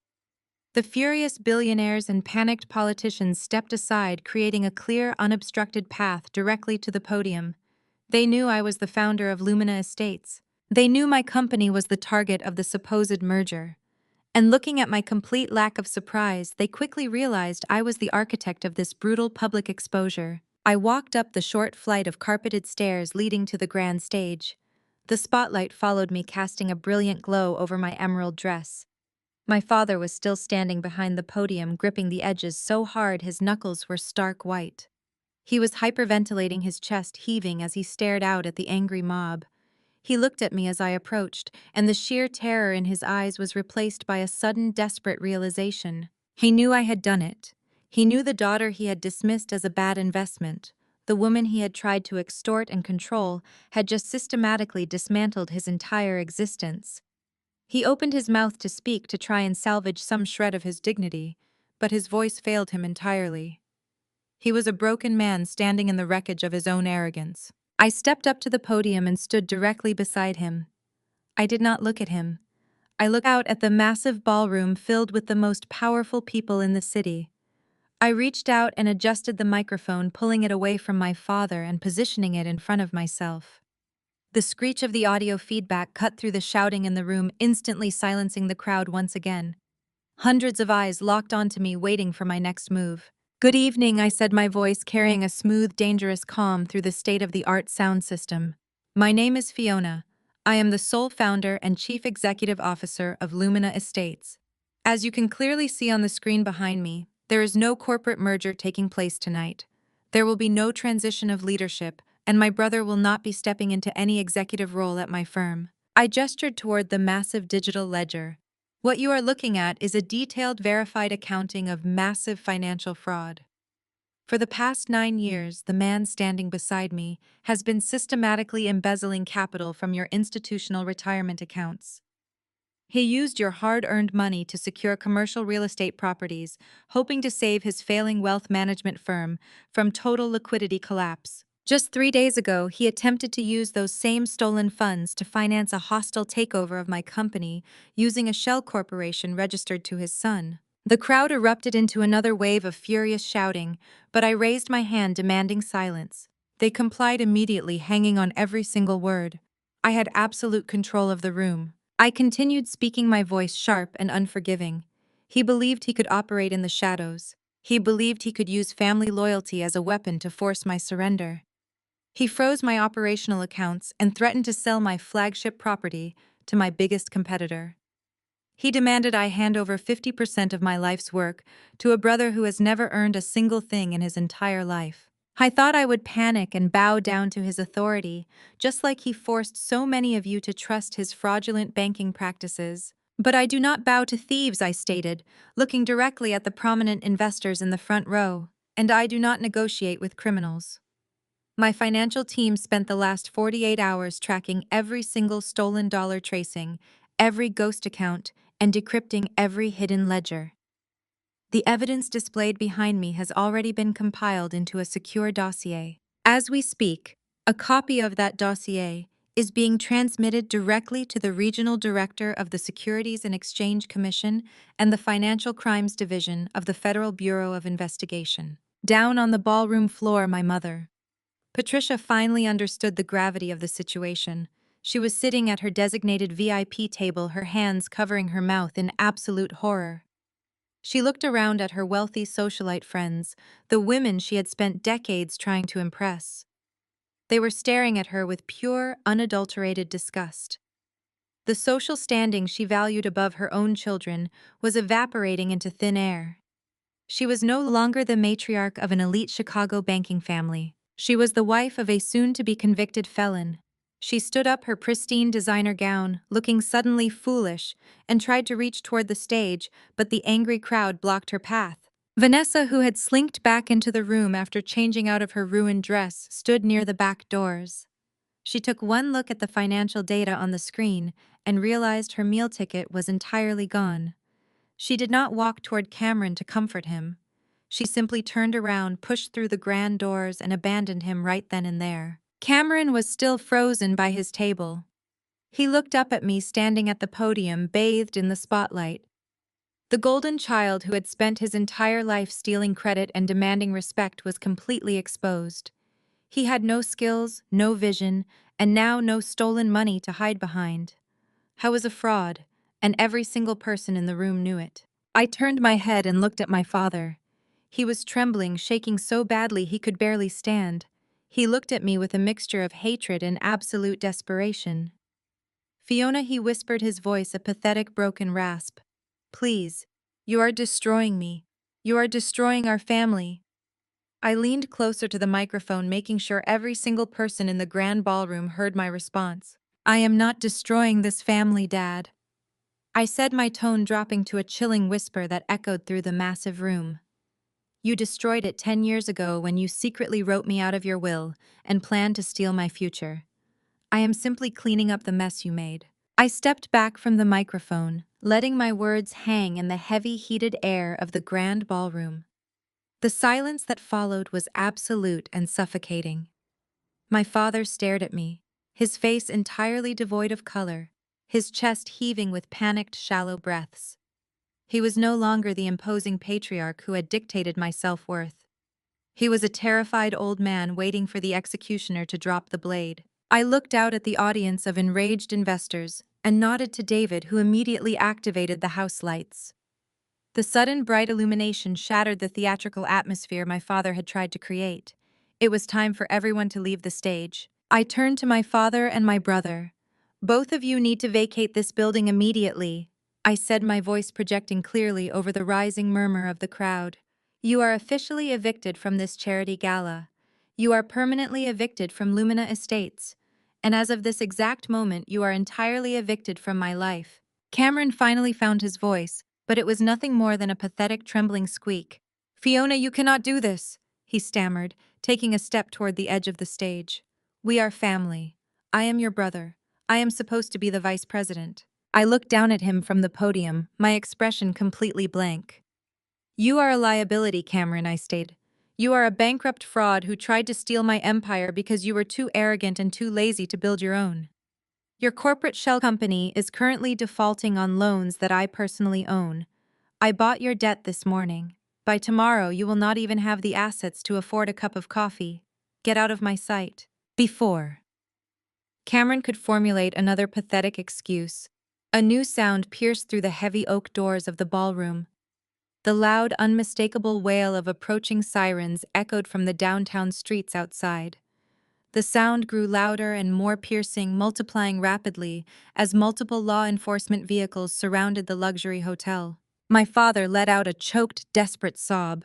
He stumbled backward, gripping the wooden edges of the podium simply to keep his legs from giving out entirely. The grand double doors at the back of the room swung open violently. Federal agents wearing dark windbreakers stepped into the ballroom, their badges flashing under the crystal chandeliers. The crowd of wealthy elites hastily parted, forming a clear, unobstructed path directly to the stage. Two agents marched up the carpeted stairs, grabbing Harrison by the arms and forcing his hands behind his back. The sharp metallic click of handcuffs echoed through the silent room, sealing his fate. Down on the floor, my mother. Patricia suddenly realized there was no escape. The luxurious high society life she had worshipped above her own daughter was collapsing into dust right in front of her eyes. She scrambled forward, her expensive white designer gown catching on the velvet chairs as she pushed her way to the front of the stage. She fell to her knees right below where I stood. She reached up and grabbed the hem of my emerald silk dress. Her face contorted in an ugly mask of sheer desperation. Fiona, please, she sobbed, her pristine makeup running down her cheeks in dark, messy streaks. Please do not let them do this. You have the money. You can pay them off. We are your parents. We gave you everything. We can fix this. Just tell the agents it is a massive corporate misunderstanding. I will do anything, Fiona. Please, how are we supposed to get home?